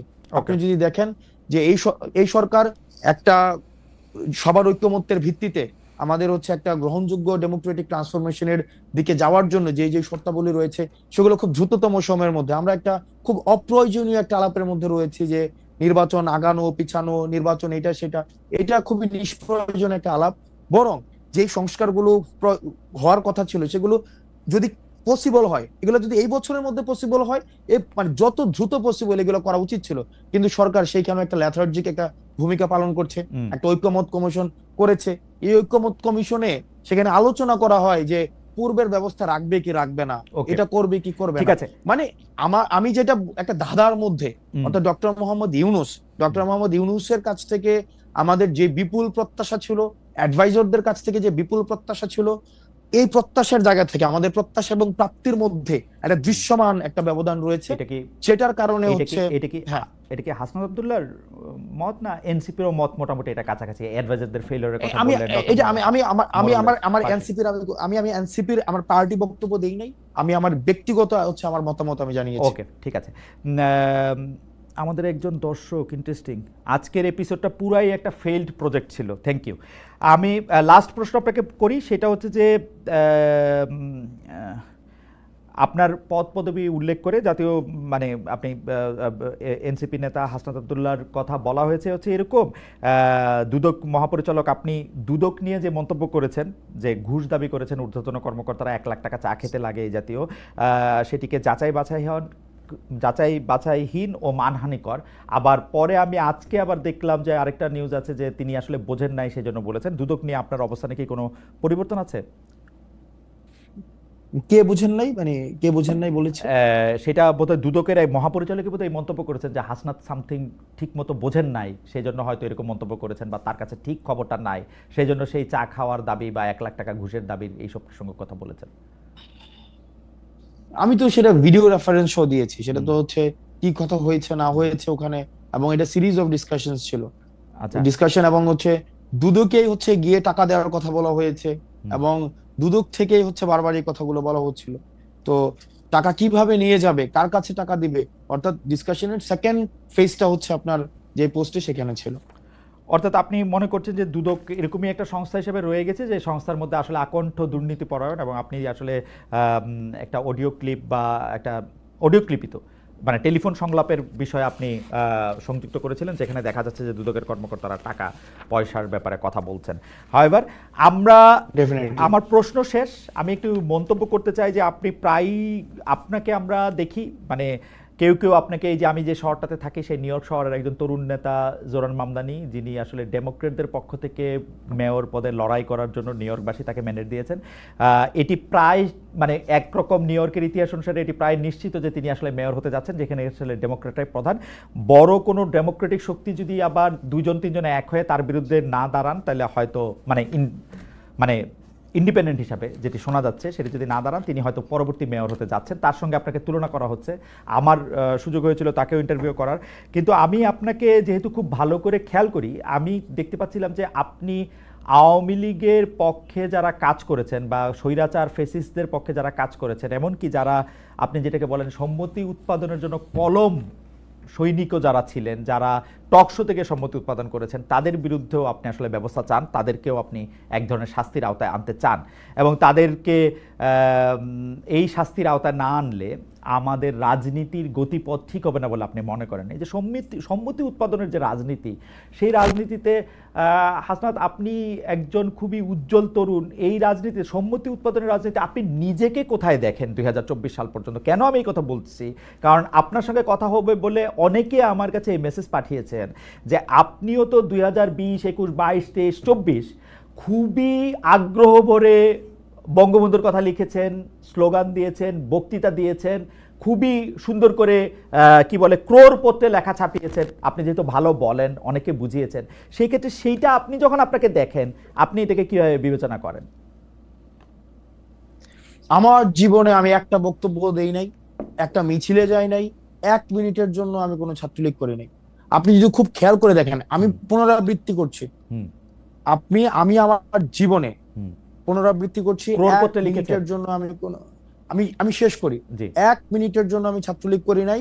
ক্যাম্পাস লাইফে আমি ক্যাম্পাসে আসি 2016 সালের ডিসেম্বরের লাস্ট উইকে ক্যাম্পাসে আসি, এবং ক্যাম্পাস থেকে চলে আসা পর্যন্ত ছাত্রলীগ বিরোধী আমারও সবসময় অবস্থান ছিল, গ্যাস্ট্রম বিরোধী অবস্থান ছিল, গণরম বিরোধী অবস্থান ছিল, এবং সেটি নিয়ে আমার আন্দোলনেরও আমার ইতিহাস রয়েছে। এখন আপনি যদি আমার ফেসবুকে যান, ওই দুইটা লেখা এখনো পর্যন্ত আমি হচ্ছে অনলিমি করি নাই, এখনো পর্যন্ত আছে দুইটা লেখা।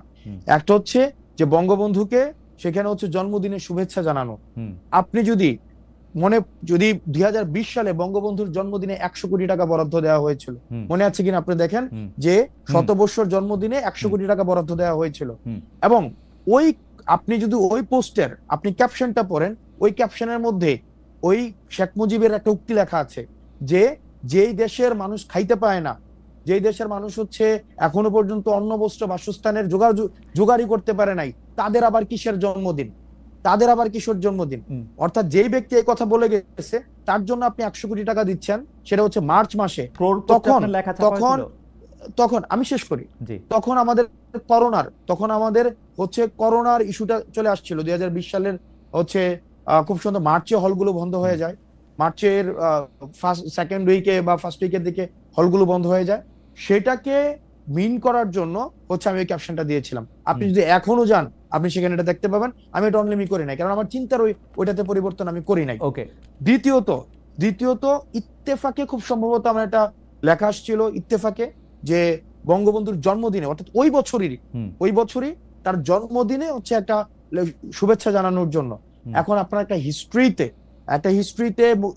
আপনি শেখ মুজিবকে আপনার দুই ভাবে সেখানে অ্যানালিসিস করতে হবে। হ্যাঁ, 2020 সালে, সেটা 2020 সালের পত্রিকাতে আমি ডেট ধরে ধরে বলতে পারবো। 17ই মার্চ আমাদের হলগুলো বন্ধ হয়ে যায় খুব সম্ভবত মার্চের ফার্স্ট উইকের দিকে, অর্থাৎ সরকার অনেক ঝাঁকজমকপূর্ণ আমার অসুবিধা নাই, আপনি বলেন 2020-এ আপনি এরকম একটা লেখা ইত্তেফাকে লিখছিলেন, তাই তো? হ্যাঁ, আমি লিখছিলাম ইত্তেফাকে। আচ্ছা, আমি ইত্তেফাকে লিখেছিলাম, কিন্তু আপনি আমার পুরো ব্যাকগ্রাউন্ড, আপনি আমার ইউনিভার্সিটি লাইফ, আপনি পুরো জায়গায় ছাত্রলীগ করা কি খারাপ? জনাব সার্জিস তো করতেন ছাত্রলীগ করা অসুবিধা কি? না, আমার এক্সপেরিয়েন্স খুবই বাজে, কারণ ছাত্রলীগ আমাকে হল থেকে বের করে দিতে চাইছে, 11 তলায় উঠাই আমাকে ঘাট ধরে হচ্ছে 11 তলায় থেকে ফেলে মেরে ফেলতে চাইছে, আমার রুম দখল করছে। আমার এক্সপেরিয়েন্স, আমার পরীক্ষার আগের রাতে আমাকে হল থেকে বের করে দিতে চাইছে। 2020 সালে না, 2017, আমি 2017 সালের কথা বলছি। আচ্ছা, 2017 সালে। ওকে, 2020 সালে আপনি যখন, এবং বিজয় 71 হলে আমি বিজয় 71 হলে যদি একজন ব্যক্তি ছাত্রলীগ বিরোধিতা সবসময় ভোকাল ছিল, কোন ধরনের হচ্ছে ওই যে মানে পেসিভ কোনো বিরোধিতা না, সেটা ছিলাম হাসনাত আব্দুল্লাহ। আপনি খোঁজ নিয়ে দেখতে পারেন, বা এখনো পর্যন্ত আমার যারা ব্যাচমেট আছে, আমার বন্ধু যারা আছে। এবং আপনি যদি একটা জিনিস দেখেন, এই যে নাহিদ, আসিফ, তারপরে হচ্ছে আপনার যারা ফেসিবাদ বিরোধী যে রাজনৈতিক দলগুলো ক্যাম্পাসে তখন ছিল, গণ অধিকার পরিষদ, নূর ভাইরা যারা ছিল, রাশেদ ভাইরা ছিল, আমার সাথে কিন্তু সম্পর্কে এমন না যে এই অভ্যুত্থানের পরে আমরা তখন থেকেই আকরাম, আমরা তখন থেকেই, আমি 2020 থেকে 24 সাল না, 2020 থেকে না, তখন থেকে ইউনিভার্সিটি ফার্স্ট ইয়ার থেকে আমি তখন থেকেই, হয়তো আমি কোনো রাজনৈতিক দলের ছিলাম না, গণ অধিকার পরিষদের ছিলাম না, স্যাডের ছিলাম না, কোনো স্টুডেন্ট এগেইনস্ট টর্চার, একটা হচ্ছে সেখানে একটা হয়েছিল স্টুডেন্ট এগেইনস্ট টর্চার, সালাউদ্দিন সিফাত এটা করেছে। আমরা তখন চেষ্টা করেছি ছাত্রলীগের এই যে নির্যাতন গুলাকে কিভাবে হচ্ছে আমরা ভিজুয়ালি দেখানো যায়, ইন্টারন্যাশনাল মিডিয়াতে সেগুলোকে প্রচার করা যায়। এটা ট্রু যে আমি কোনো পার্টিজান পলিটিক্স করি নাই, কিন্তু পুরা সময়টা হচ্ছে এই ছাত্রলীগ বিরোধী আমার অবস্থান ছিল। ওকে, থ্যাংক ইউ সো মাচ। তাহলে আপনি মনে করেন যে ওই সময় আপনার যে অবস্থান ছিল, সেই অবস্থানটা মানে কোনো একটা চাপের মুখে দ্বারাও মনে করেন আপনি বঙ্গবন্ধুর জন্য যে লেখা লিখছেন সেটা হচ্ছে আপনি আপনার জায়গা থেকেই লিখছেন। এই লেখাকে এখন আবার আপনি লিখবেন নাকি এটা আবার একটু কারেকশন করে লিখবেন? আমি সেটাই জানতে চাইছিলাম আপনার অবস্থান। আমি তো অনলিমি করি না এখনো, কারণ আমি ওইটাকে এখনো বিশ্বাস করি, যে দেশের মানুষ, আমি এখনো বিশ্বাস করি। আমার ওই লেখাটা এখানে যেটা আছে, আমি তো চাইলে অনলিমি করে ফেলতে পারতাম। এত গালাগালি, এত ট্রোল, এত প্রশ্ন, আমি তো অনলিমি করতে পারতাম। অনলিমি করি নাই, আমি কেন করবো অনলিমি? আর আমি যেখানে ইভেন আমার পার্টিও যদি সেখানে কোনো ধরনের কখনো আবার এক ধরনের মানে নীতি বিবর্জিত কোনো কাজ করে, সেক্ষেত্রে আমিও আমার পার্টির সমালোচনা করব। এবং আমার পার্টির এটাই হচ্ছে একটা ইউনিক একটা ক্যারেক্টারিস্টিক্স, যেটা হচ্ছে আমরা নতুন যে রাজনৈতিক বন্দোবস্ত বলছি, সেই রাজনৈতিক বন্দোবস্ত সেটা একটা অংশ। জনাব হাসনাত আব্দুল্লাহ, আপনাকে অনেক ধন্যবাদ আমাদেরকে সময় দেওয়ার জন্য। আমাদের সময় শেষ। আপনি যদি দর্শকদের উদ্দেশ্যে নতুন দল এনসিপির পক্ষ থেকে বা আপনার নিজের পক্ষ থেকে, সামনে নির্বাচন আছে বা নির্বাচন নাই আমি জানি না, নির্বাচনের ডেট এখনো ঘোষণা করা হয় নাই, আপনি যদি কিছু বলতে চান আপনি বলতে পারেন, মানে যারা আমাদের দর্শক আছে তারা আপনাকে শুনছেন। না, আমার